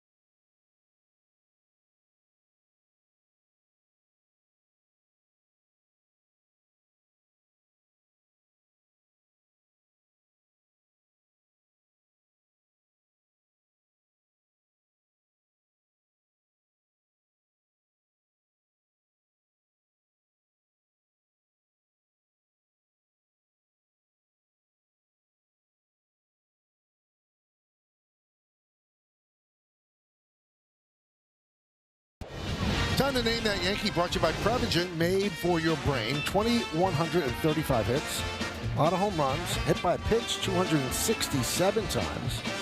So is it the Yankees 83, 84, and 85. A couple of stints with the A's. Angels 77 to 82. I think I have this one. Yeah, I do. Yeah. You have a clue, Paul? I'm studying it over. Okay. It's a pretty big number, so it's got to be Pretty good unique. player. And if it's the guy I'm thinking of, has an MVP too. It was Ryan McMahon, and a bunt right back to Detmers. Oh, does Detmers love that? 1 pitch, 1 out. This is a crowd that is getting restless.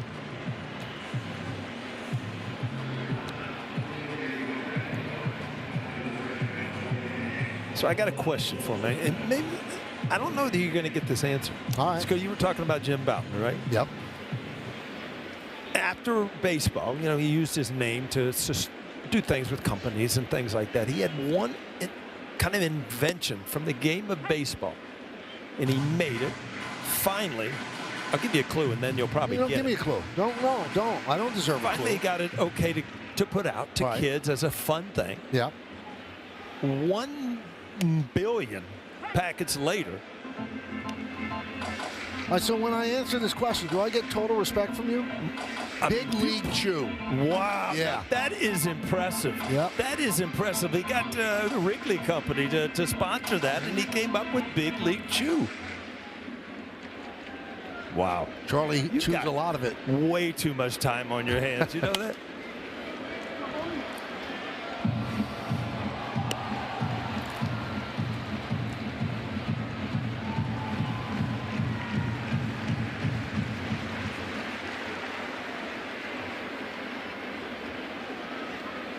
The 0-2.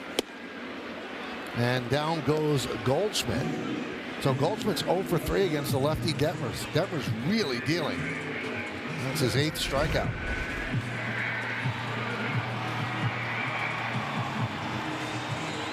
Paul, what's he doing? I mean, he's not overpowering. No, he's locating with a couple pitches, and it's been, you know, it's making it very simple. And it's he's got a lead. He's pitching to the scoreboard, not getting behind, not walking people, staying on the corners. Aaron Judge almost laughing like I should challenge this too, but not going to.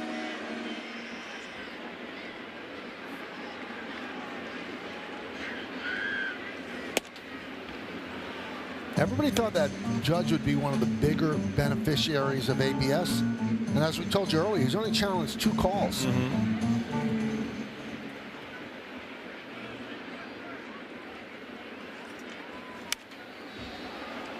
1-2.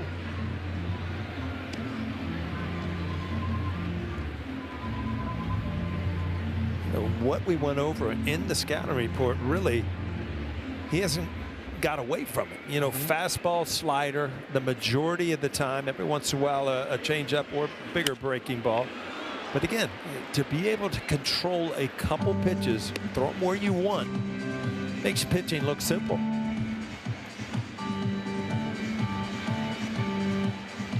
You brought up Max Fried. I mean, to be able to control 5 or 6 different pitches. A lot of pitchers try to do it, but a lot of pitchers don't have the ability to do it. And that you just got to stick with fastball changeup, fastball breaking ball, and be able to use those 2 pitches aggressively. Popped up on the right side. And that's in the seats.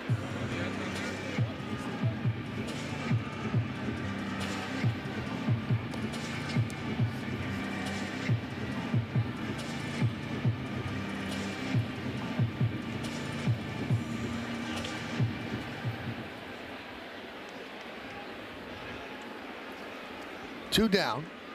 Judge 0 for 2 tonight. And a 1-2 count. And he goes down on strikes. 9 strikeouts and no walks for Detmers. We played 6 in the Bronx. 6-0 Angels.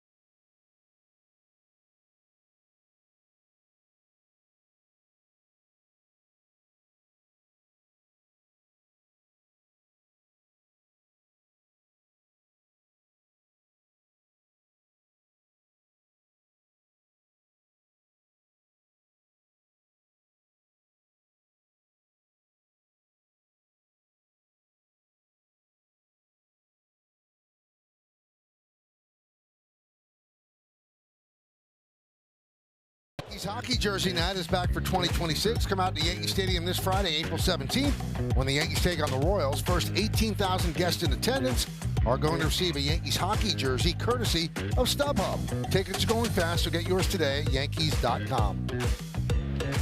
Yerry De Los Santos. So he did last season. Got called up when the Yankees sent down Jake Bird after last night's game. And a strike.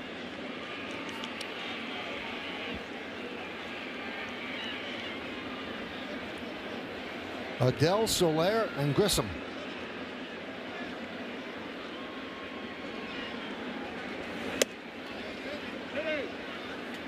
He checks the swing, 1-1. You know, some people look like they're throwing hard, Michael, because everything they put into it, you know, they're grunting and everything else. De Los Santos just looks like he's playing catch out there, and then you look up and it's 96-97. And goes back even harder. Well, he went doing a change up there, and it did. It went back harder, and he threw it, I think. Help America's heroes. Donate $11 a month and amplify your impact with a car or land donation. Go to t2t.org.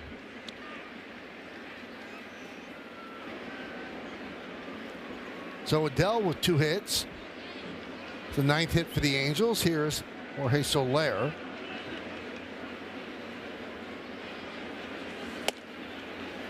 And a strike.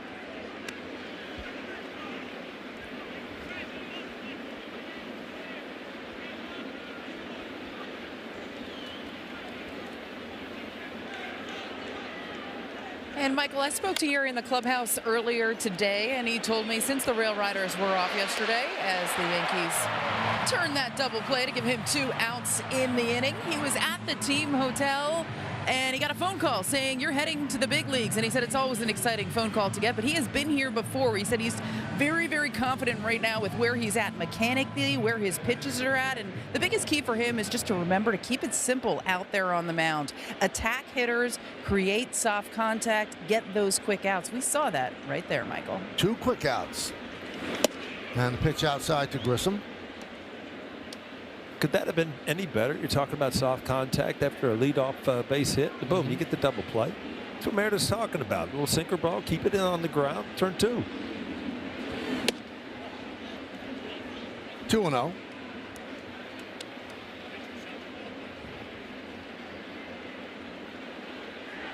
Oh, it's a challenge without the words by T-Mobile. Oh, wow. So the ball is overturned. It is a strike. Yankees on fire today, ABS-wise. I think Wills is going to be on fire, too. It seems like every challenge is going against him.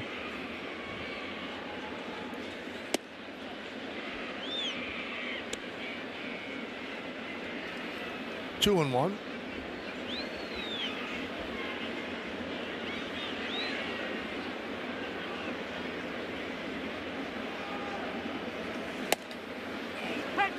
And a strike. Among all relievers with 35 or more innings last year, De Los Santos was 10th in ground ball rate and 5th in home runs per 9 innings. Yeah, some guys just need to stay with this particular pitch. And when you've got a good sinker as he does, 96, 97 with good movement, there's really no reason other than to show a slider off of the plate, possibly to righties.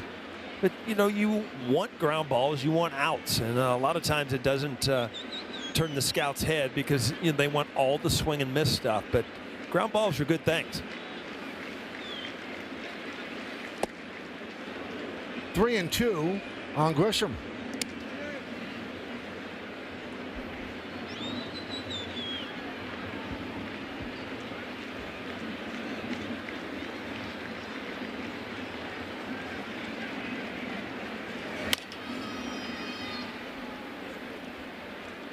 Still 3-2.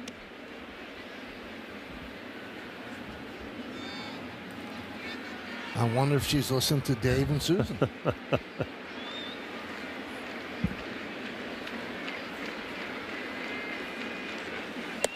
And there's a walk.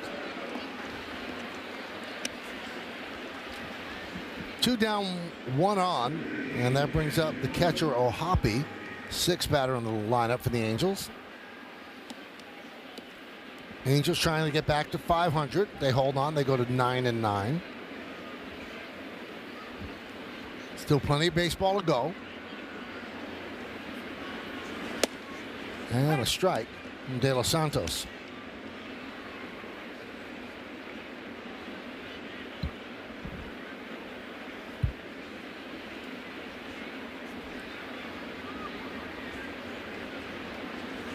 We mentioned all the runs that were scored yesterday, Paul. The Pirates 16, Phillies 13, Twins 13. Yesterday's average of 7.2 runs per team game was the highest of any day in the Major League since July 18th of 1936. Ground ball, Caballero gets the force, and that will do it. No runs a hit, no errors, and 1 man left on base. At the end of 6.5 innings of play, it's time for the 7th inning stretch. Angels lead the Yankees by a score of 6-0, and we'll stay right here as we honor America here in the Bronx.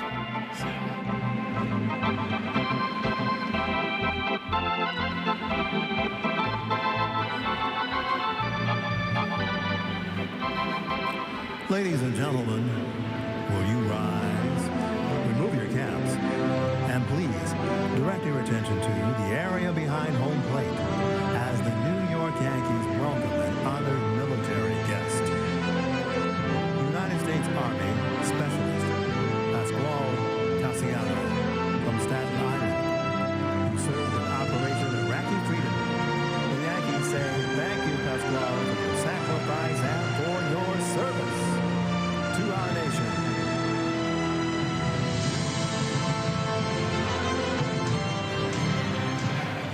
And now, ladies and gentlemen, please join us in singing along with Robert Merrill's rendition of God Bless America. God bless America, land that I love. Stand beside her and guide her through the night with the light from above, from the mountains to the prairies to the ocean white with foam. God bless America, my home, sweet home. God bless America, my home, sweet home.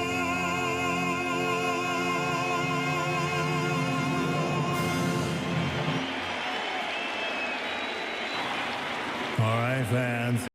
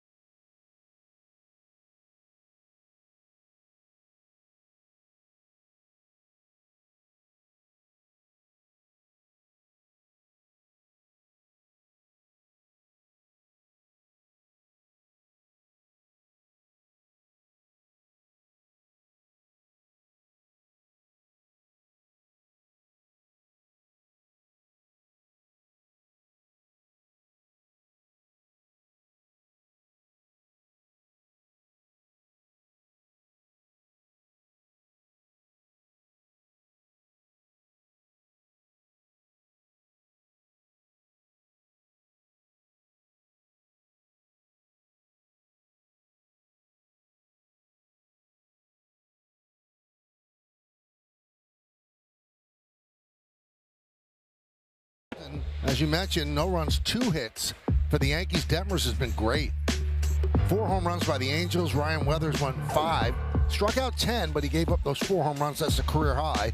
And the Yankee hits, both singles, Rosario and McMahon.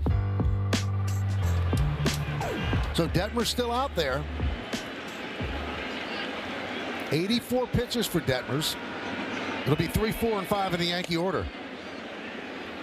And by keeping the lefty out there, a starter that maybe could go 7, you're holding those lefties on the bench where Boone can't deploy them. Yeah, I mean, you're at a point in the game right now with 9 outs left, down 6 runs. You know, you're just trying to get every out. If you're Suzuki, just save your bullpen. And Aaron Boone, you know, you got to make a judgment call whether, you know, you think that you want to give Cody Bellinger or Chisholm a total night off, or get them off the bench and have the opportunity to hit, but also have the opportunity to have an at-bat they're not happy with, which takes your confidence away even more. And if Suzuki wants to keep on the bench, he's got 3 lefties in the bullpen that he can go to. Because once he goes to a righty, then Boone's going to go to those guys. Great pitch, 2-2.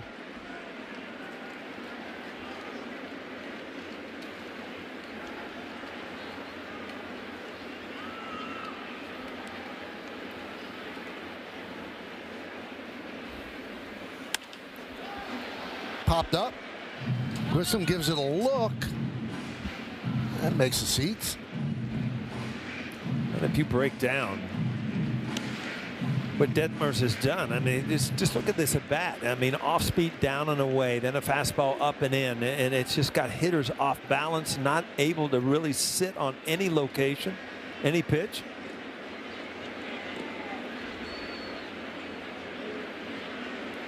Two. 3-2. Rosario trying to get on.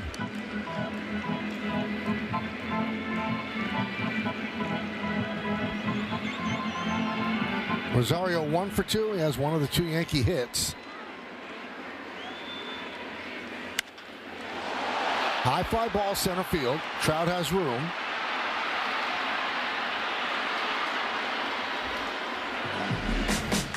So Detmers has 9 strikeouts. We'll take a look at them on StatCast 3D by Google Cloud.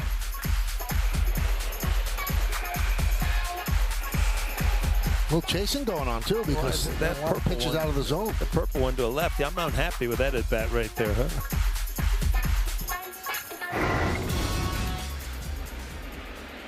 So here's Stanton.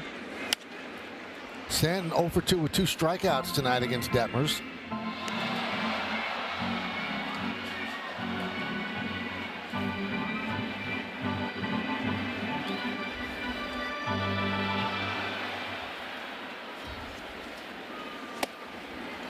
Oh, 2.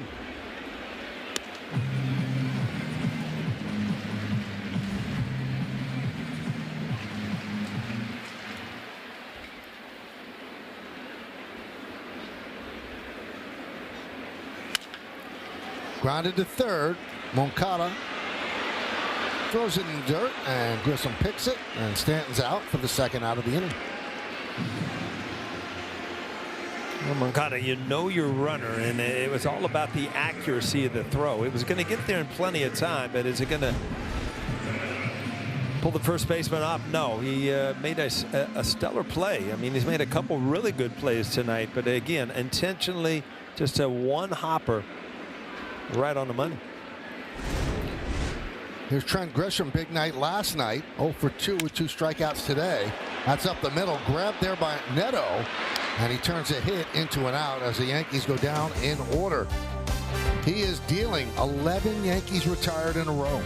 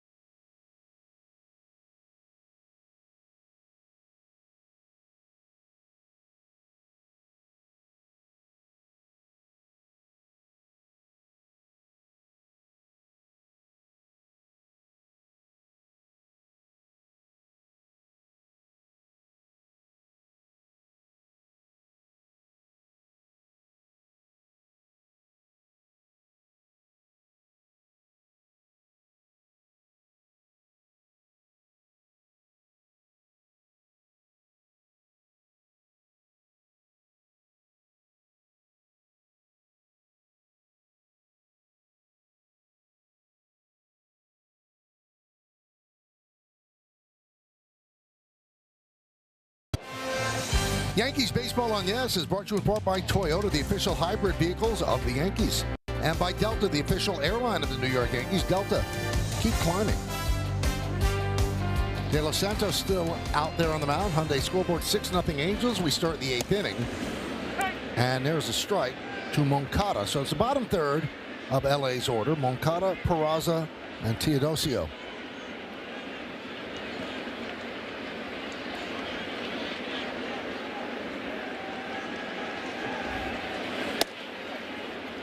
1-1.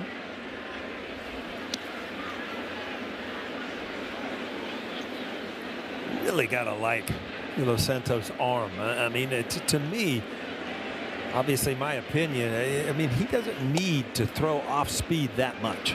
I mean, I was asking James in between innings, and last year he was at, like 55, 57% with that sinker.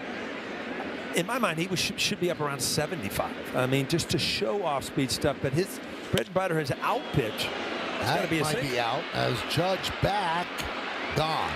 Into the short porch, Moncada with a solo shot. 5th home run for the Angels, and it is 7-0 LA. Well, Anaheim has really shown something since they got here in the Bronx. Los Santos knows that ball that was supposed to be a sinker just was flat right down the middle of the plate. No sink to it.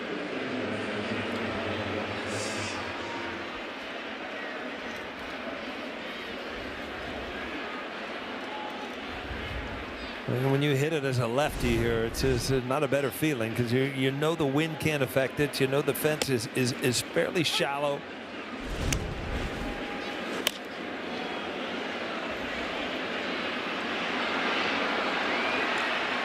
De Los Santos just got porched.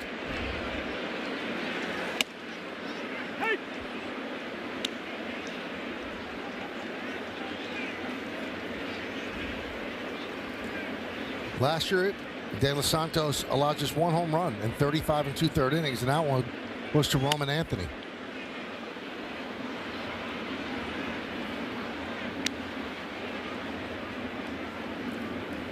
Three ribbies from Moncada, a 2-run single, and now 2nd home run of the year.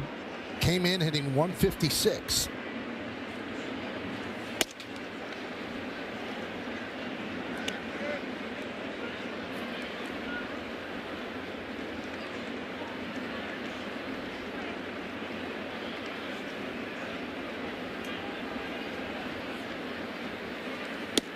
So 5 solo home runs for the Angels. 3 in the 1st, Peraza in the 4th, and now Moncada in the 8th. All started with Trout's 1-out home run in the 1st. Strike 3 challenged by Peraza. ABS powered by T-Mobile. Let's see if Peraza's right. I'm going for a strike here, Michael. Whoop.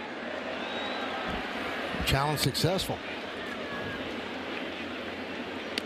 Wow.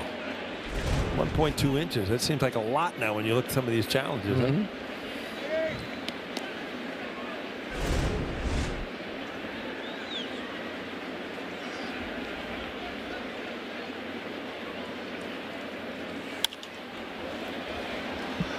Now, I was wondering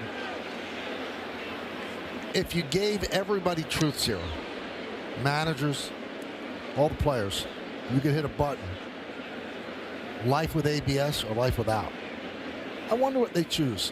I mean, you want the calls to be right, I get that, Sure. but there's a lot of disappointment in it, too, if you get it wrong. Mm-hmm.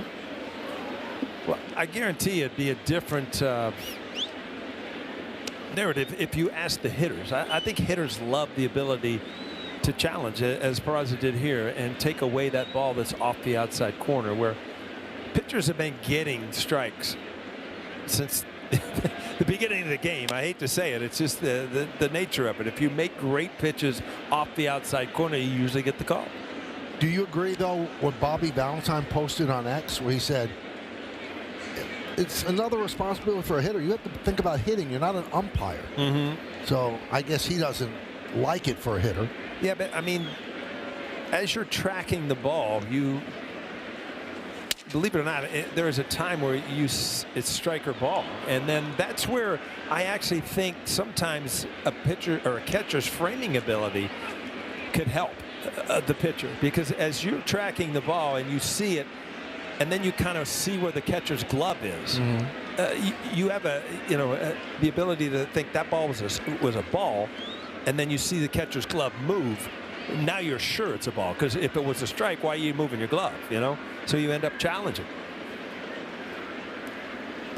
I've always wondered why umpires fall for framing. If you see a guy move his glove, then right, in all likelihood it's probably not a strike.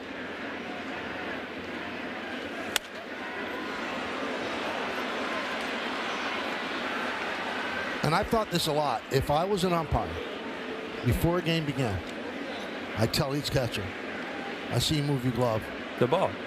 It's a ball. Yeah. I'm sorry. Because you wouldn't be framing it if you thought it was a strike. That's right.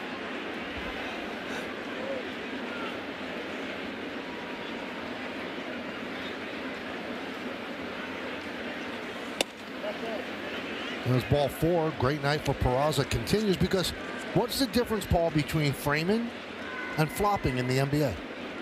And that's, I can't stand flopping. Right. So you know what, I understand what you're saying now, but there's an ability to catch the ball and maybe turn it, but to, you know, you see a high school kid catch the ball in the other batter's box and rip it into the strike zone. I mean, come on, who are you trying to fool here?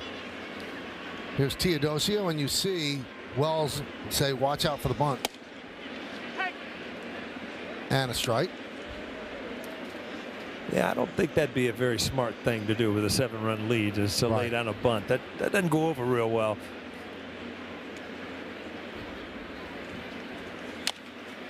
Slow roller, fair ball. It's going to be a hit.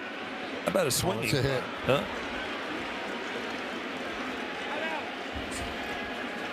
Well, Yes's next game is Thursday afternoon as the Yankees and the Angels play the series finale here in the Bronx. Coverage begins at 1 with the FanDuel pregame, and first pitch is scheduled for shortly after 1:30 on Yes and the Gotham Sports app. Now remember, tomorrow night's game is on Prime, but Yes will have the live batting practice show at 6 p.m. before the Prime pregame at 6:30.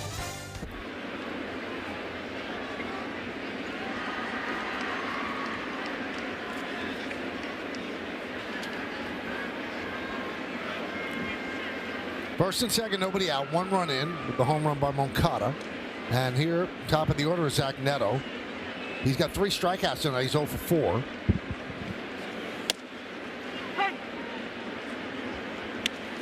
And a strike.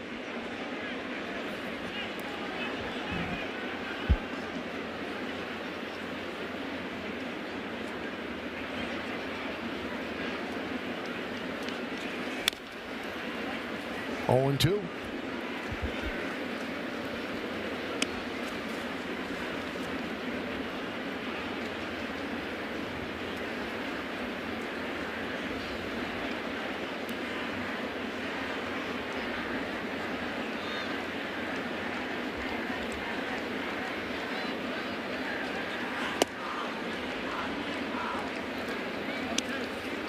Now, Neto had more success offensively last year, Paul, moving up a few inches in the batter's box. He said, I just want to hit the ball in front of the plate.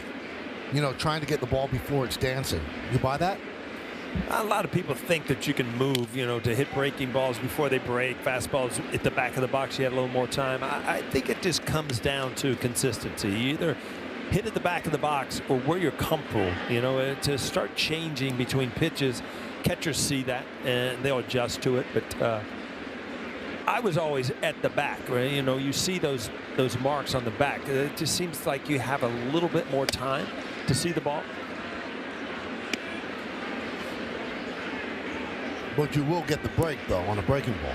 Yeah, but I mean, you're not really worried about that. It's about committing to hitting the strike. I mean, the longer you see the ball, whether it's an extra couple feet or not, the better chance you have of reading strike or ball.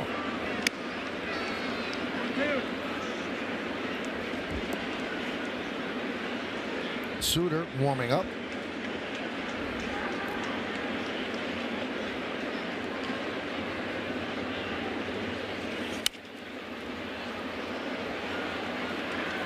We're going to have to check to see how long De Los Santos went in his games in the minors. He might be getting a little gassed right now at 40. I think his last outing down there was, what, 22 pitches? Yeah. And the Yankees getting Hedrick up in the bullpen. That was Saturday, the 22 pitches.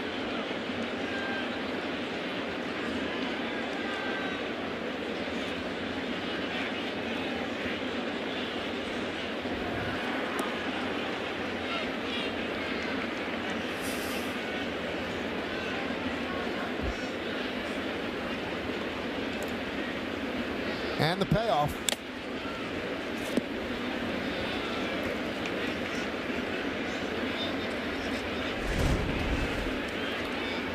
Well, you want to be a catcher, huh? Ouch. Well, De Los Santos high, 35 pitches in 2 2/3 innings. That was last Wednesday. So he's at 42 right now.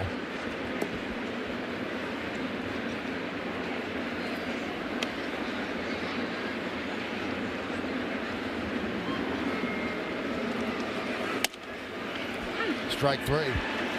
Now, there might be people that are watching the game rolling their eyes. Well, what's the big difference? Well, if you train for a 3-minute round and all of a sudden you're asked to have a 4-minute round, it affects you. Especially when you're just coming up in the minor leagues, where you're much more comfortable, free and easy. Now you're coming back to the major leagues, a little extra incentive, a little more emotion. I've been impressed, though. I mean, other than the one sinker he got up that was flat, I mean, you have to love his stuff.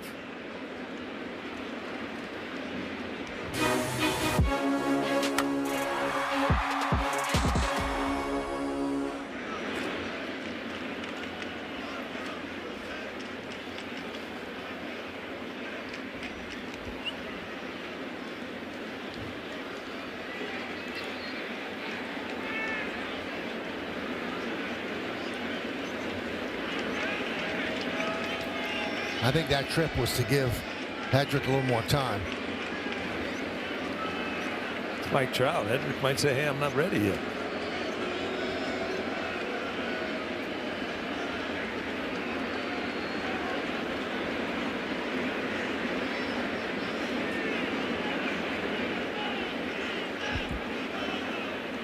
Trout 1 for 4, the one a home run. This could be 2. There's 1. And there's 2. Trout could still get down the line, but they turn the double play as De Los Santos gets out of further trouble. We go to the bottom of the 8th.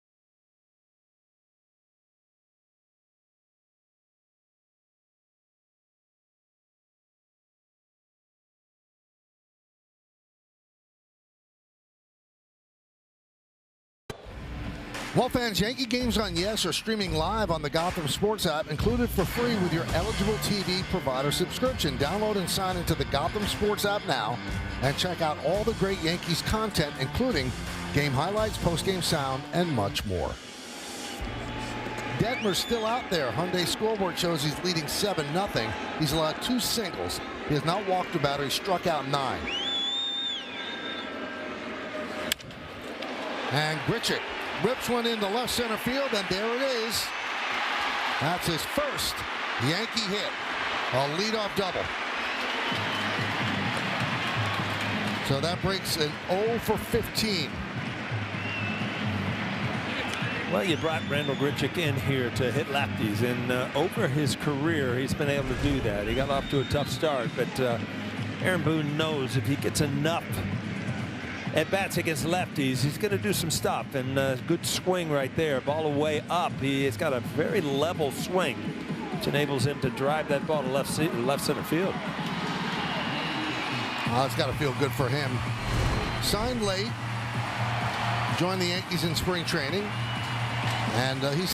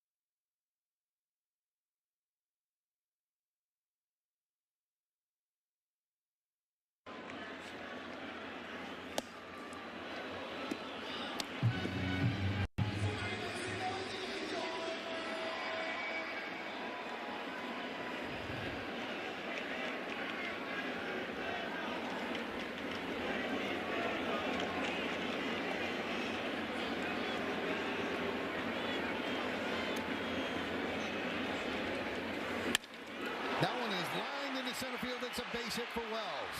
Grichuk will advance to third and stop right there. So the Yankees double their hit total here in the 8th inning. They now have 4. And they have runners on the corners and nobody out. A good curveball, and then he went to a slider, which is kind of flat. And Wells did a really good job of staying with it, not coming off of it, and just driving it up the middle. And that's going to be the end of the night for Bettman. You got Caballero and McMahon due up. You got the lefties on the bench. Let's see who Suzuki goes to. Yankees trying to rally. First and third, nobody out. How?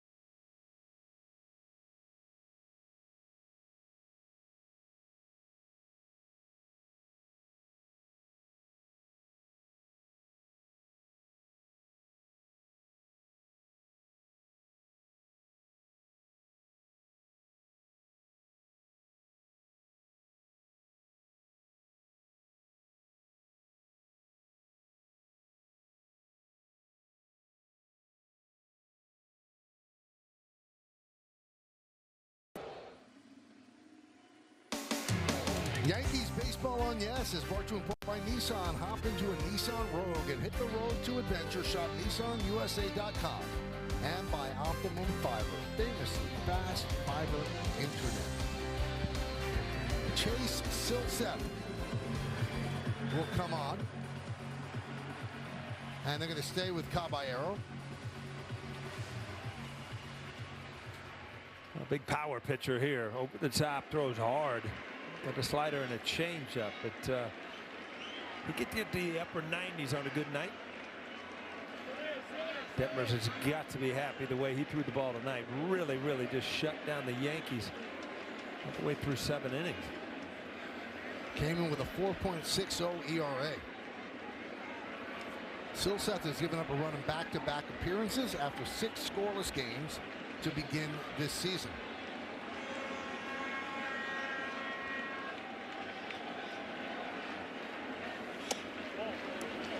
1-0 on Caballero.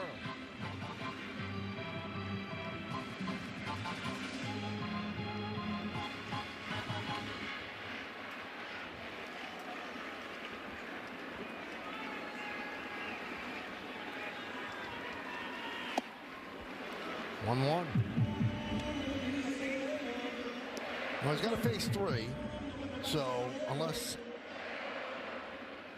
somebody hits into a double play, Goldschmidt is due up. That's somebody they will pinch hit for against the righty. And Caballero seems to have a lot of these discussions with home plate umpires, long discussions. Yeah, he says he knows the rule and he's not making eye contact with 8 seconds.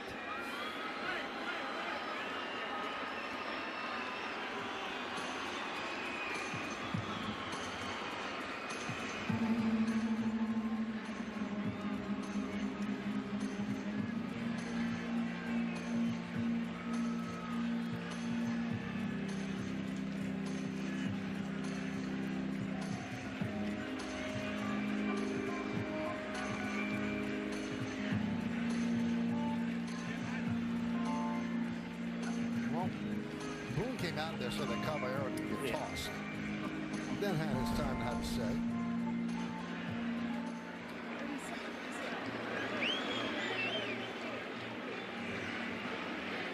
He had not made eye contact. Caballero got back in the box.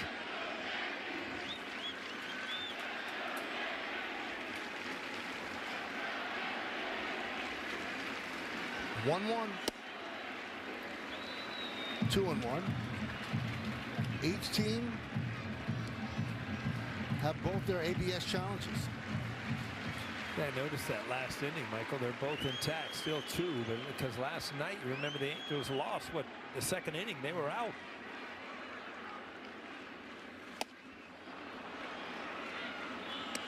Good splitter, 2-2.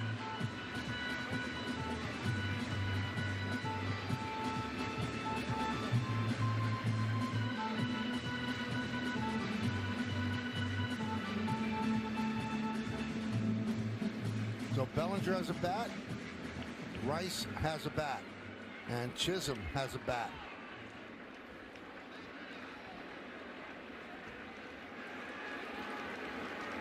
Who gets called on first?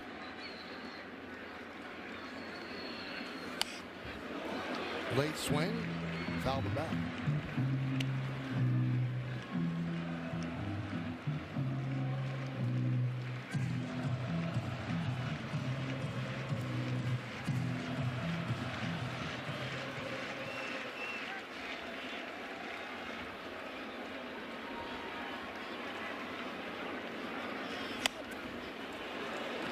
That was an emergency.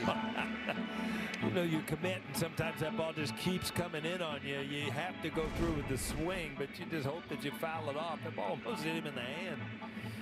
Surprised the bat didn't break. Yeah, sometimes it hits so low that you don't swing hard enough to break it.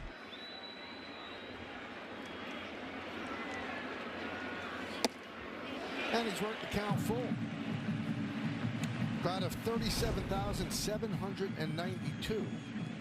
Smelling a hit there? I think he's trying to smell a hit. Or Pinocchio told a lie. 3-2. Fly ball right field. Adele makes the play. Grichuk stays put. When you're down by 7, you're not taking a chance. So that long battle was won by Silseth. So now with the lefty McMahon due up, they're still going to go to Ben Rice. So Rice will pinch hit for McMahon.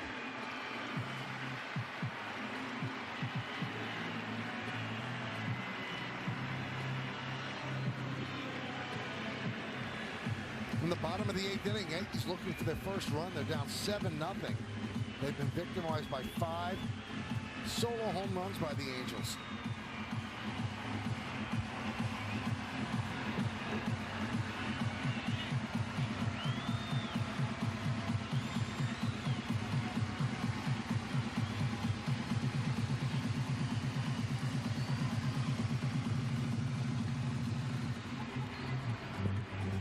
Probably see Hedrick in the ninth.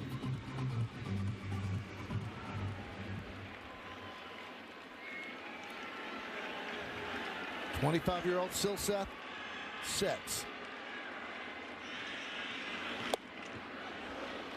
0-1. Well, it's hard to sit on that split finger when you got throwing 97, 98 with a sinker. You can see how if he gets it rolling where he throws his strikes with all three of his pitches, he can be nasty. Quickly 0-2 on Rice.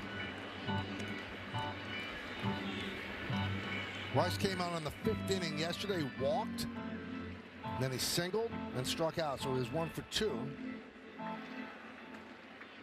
And he didn't start the game. 1-2 on the pinch hitter Rice. McMahon was 1 for 2. Infield single at third, then tried to bunt his way on, bunted back to the pitcher.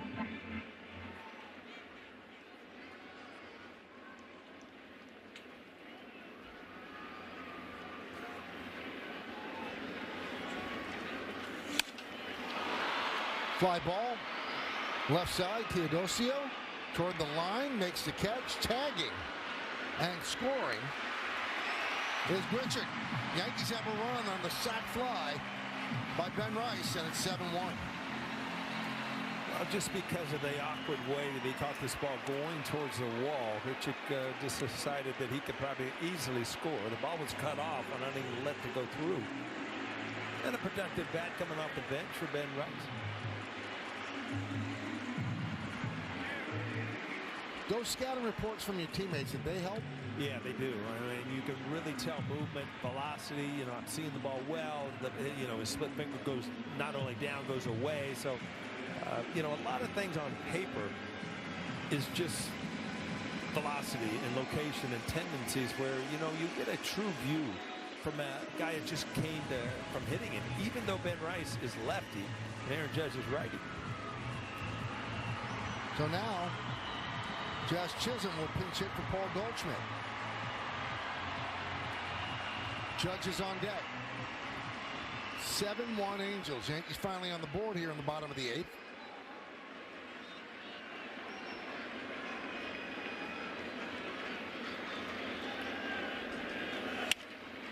Shattered bat, a short of it goes up the first base line, and the ball goes to third base line. Perfectly broken, though. It had the signature on it.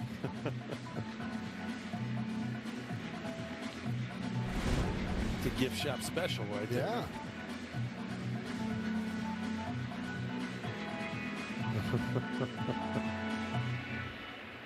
Wow.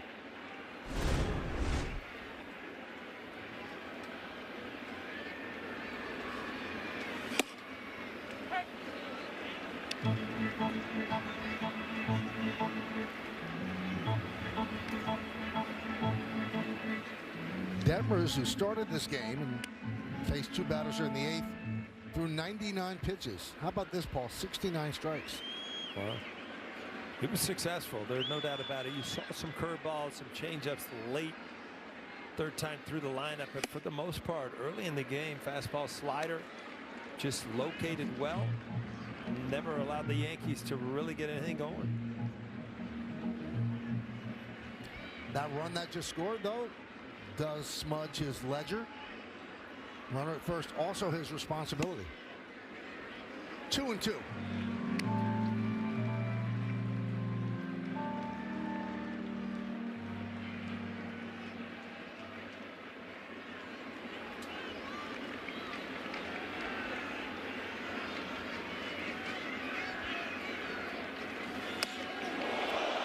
Buzz the tower.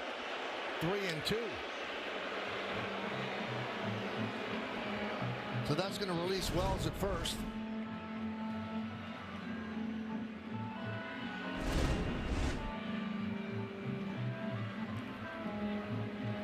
Grissom backs up at first, so Wells gets a nice lead, and he'll go. And Chisholm calls time.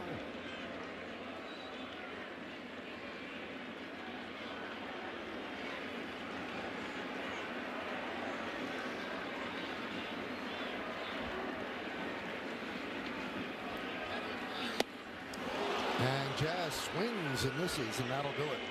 1 run, 2 hits. One.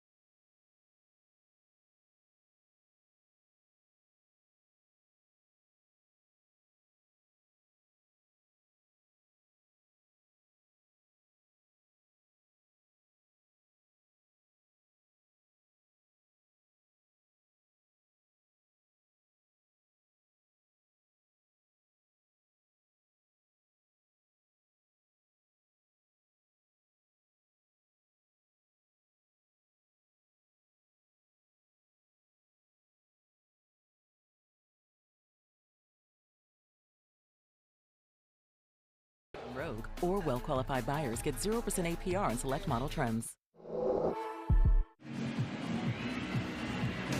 Fans, after the final out, get highlights, analysis, clubhouse interviews, and hear from Aaron Boone on the manager's report. That's all coming up on the W.B. Mason Yankees postgame. At this point, there's not going to be a lot to talk about in that postgame show, Michael. So, Oh, they'll find stuff. why, what happened? Yeah. So, Brent Hedrick, 10 games so far this year. He's pitched well, 12 strikeouts in 8 1/3 innings. And those are the changes. Rice takes over at first. Rosario moves to third from second. And Jazz stays in at second base. So after 11 runs last night, the Yankees have found it very difficult to push across runs tonight. Detmers was outstanding, and they threatened a bit in the 8th inning, but just got 1. So we go to the 9th. It'll be Adele, Soler, and Grissom. And that's a ball, and it's a challenge by Wells. ABS powered by T-Mobile. Let's see. And they lose a challenge as Wells was wrong.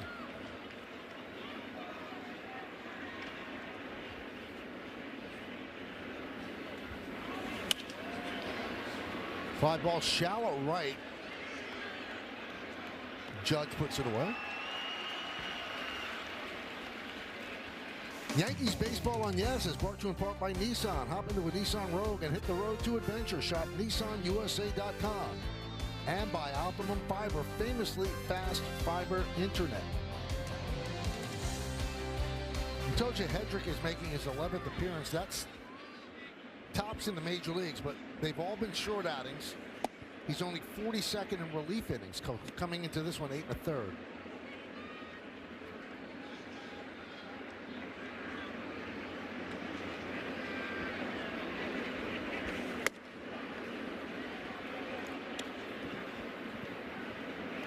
Two and 0 on Soler.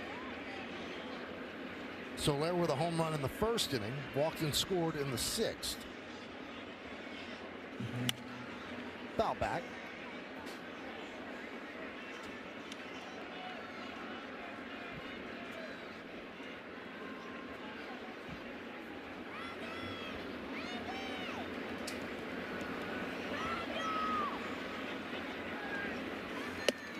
upstairs.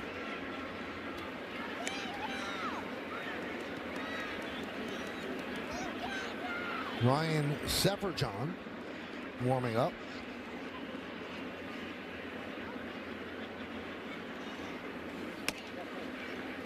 And there's a walk to Soler.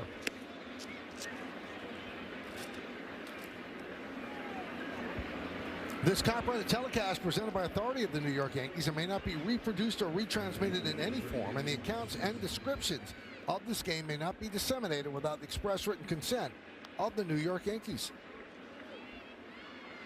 You got that right, Paul? Have you done your math and then figured out how many times you've said that? Well, we should go about 145 times a year. 135 games a year for 25 years. Yeah. I'm going to help you out here. All right.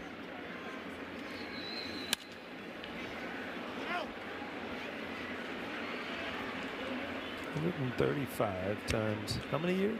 Well, James has figured out 3,375, and that's just I'm not exactly sure. It's over 3,000 times. Huh? Line drive. It's a base hit to left field by Grissom. As Soler stops at second. Here's the dirty little secret, Paul. If you did not hand me that sheet, yeah, I couldn't do it. That after 3,000 times, yeah, you know, I might be able to wheel off Homer's Begilia. What did he write? That big long book. What was the name of that? Odyssey? Yeah, there you go. After 3,000 times, I might be able to recite that to you. So there, Paul, there's some basic math. 135 times 25. Although this is the 25th year, so we can't give me the 135 there. Ah, okay. So you got a ways to go. Yeah. And then every now and then in the 10 years with John, he'd let me read it. Those were bonus ones. Michael, you also had the 1 year where you were on the IL for a couple of weeks, so you got to shave some off of that. Look at Meredith taking a shot. Way down. I had vocal cord surgery, Meredith. Goodness. I wasn't on a Caribbean island. I said IL, brought to you by Montefiore.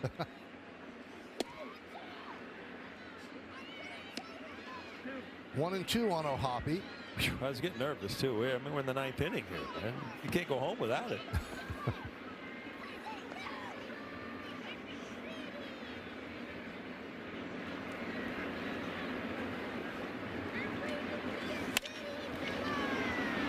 Popped up.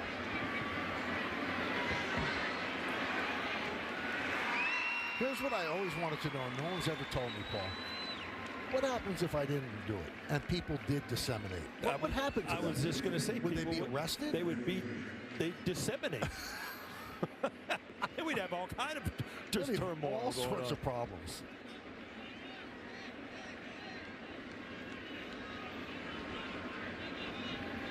So here's Adam Frazier, who came in on defense. 0-1. This is Moncada's spot. Moncada had 3 ribbies, 2 for 4 home run, and a 2-run single.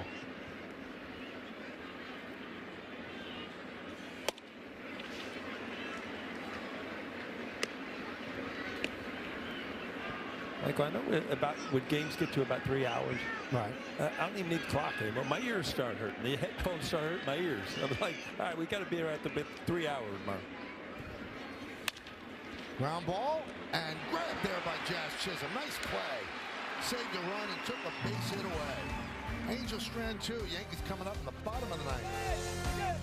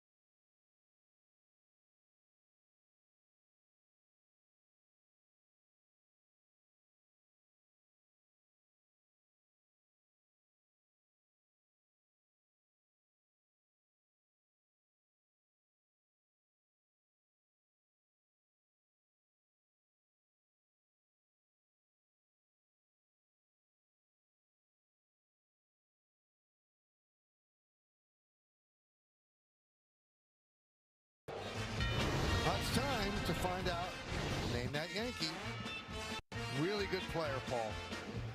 And it is, I believe, Don Baylor. Yeah, he was a good player. And he got hit with a lot of pitches. He wouldn't flinch. You just get on the plate. If you hit him, you hit him.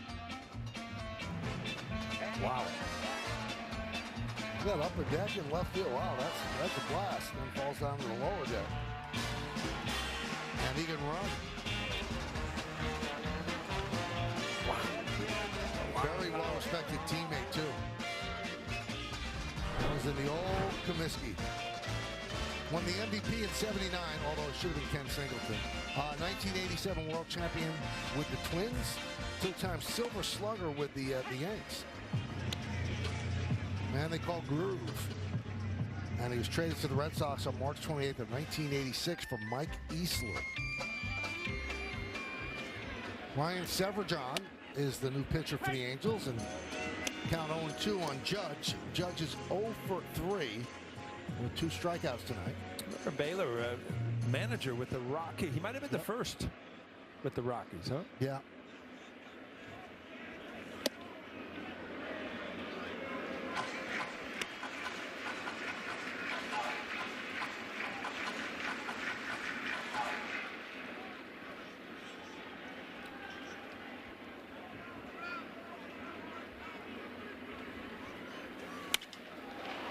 Fouled away. Zephyr John, 28 years old, 3rd big league season.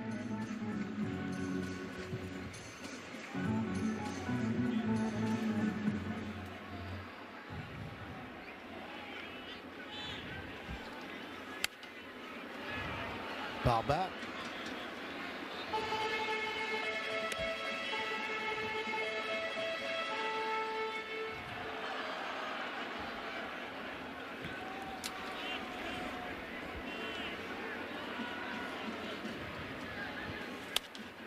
Another foul ball.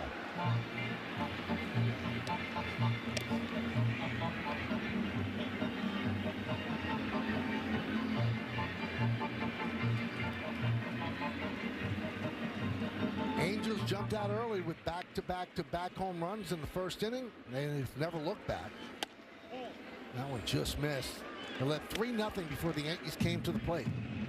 And they made it 4-0. 6-0, 7-0, and then the Yankees added a run in the bottom of the 8th at 7-1. Bottom of the 9th inning now.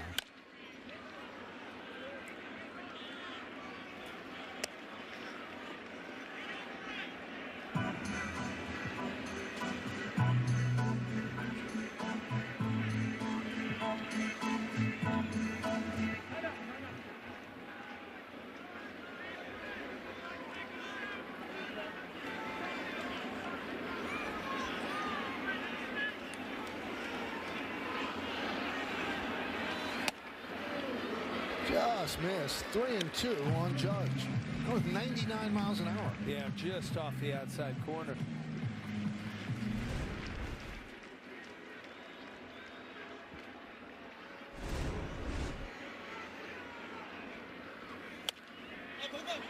Popped up. Let's see if it stays in play. Nope.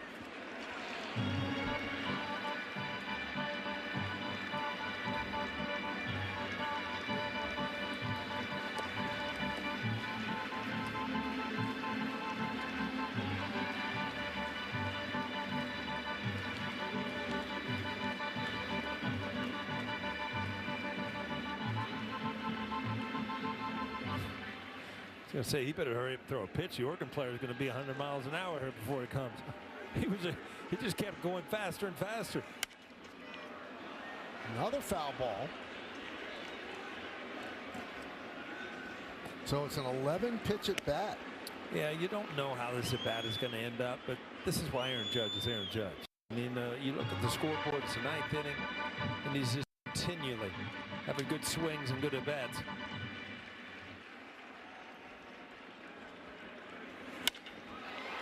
Driven into left center field.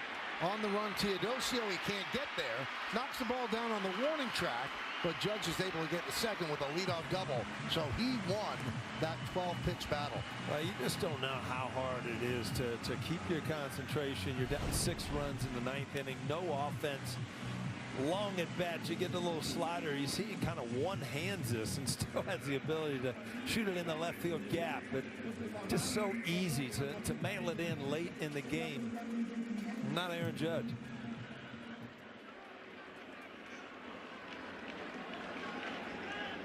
Tip of the cap to Zeferjan.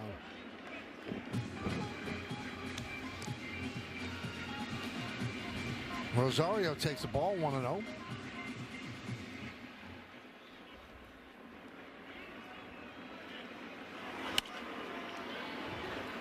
Now 1-1.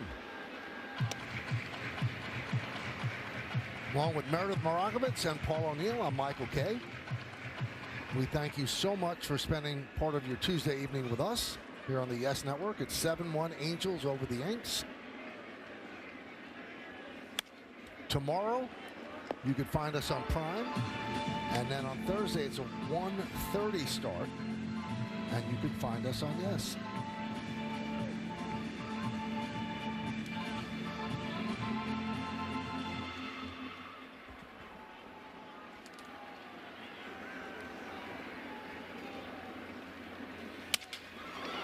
Broken back, ground ball is short.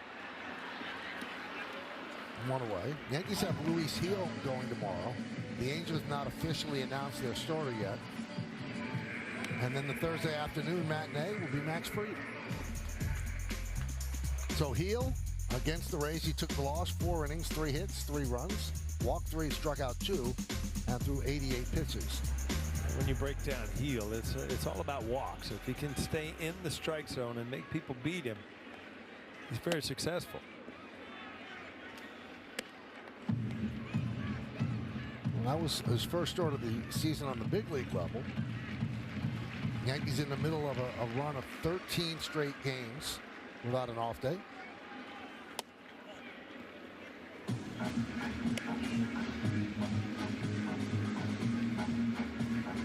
The upcoming schedule tomorrow on Prime, then Yes, 1:35. Then the Royals coming to town. All those games on Yes. Then a long road trip for the Yanks. Long road trip. The 2 Texas teams, and it starts with Boston on Tuesday. 9 games.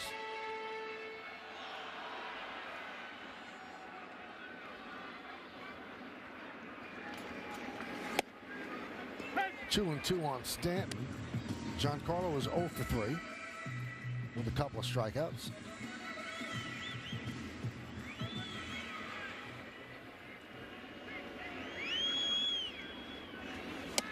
And he goes down on strikes for the 3rd time tonight. The Yankees are down to their final out.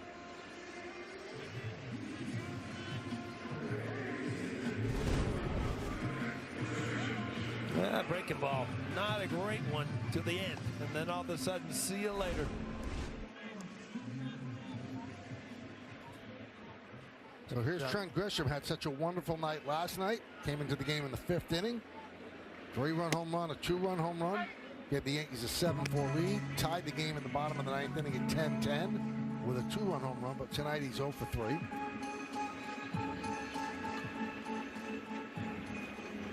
Judge leads off second. Neto shades up the middle. And the third baseman, Peraza, playing where he would play if he was playing shortstop.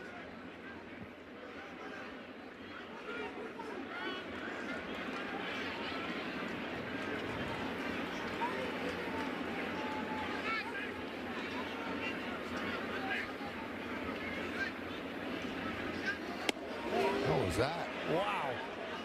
55 miles an hour. He slipped at usually you see the pitcher like lawn darter to just launch at this ball. I believe it was a strike. Wow.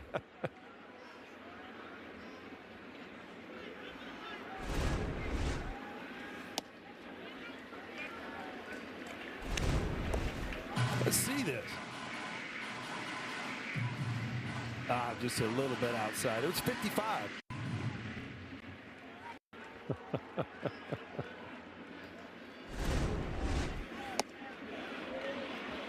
Did he go? Yes, he did. So now the count forward 3-2. Yankees down to their final strike.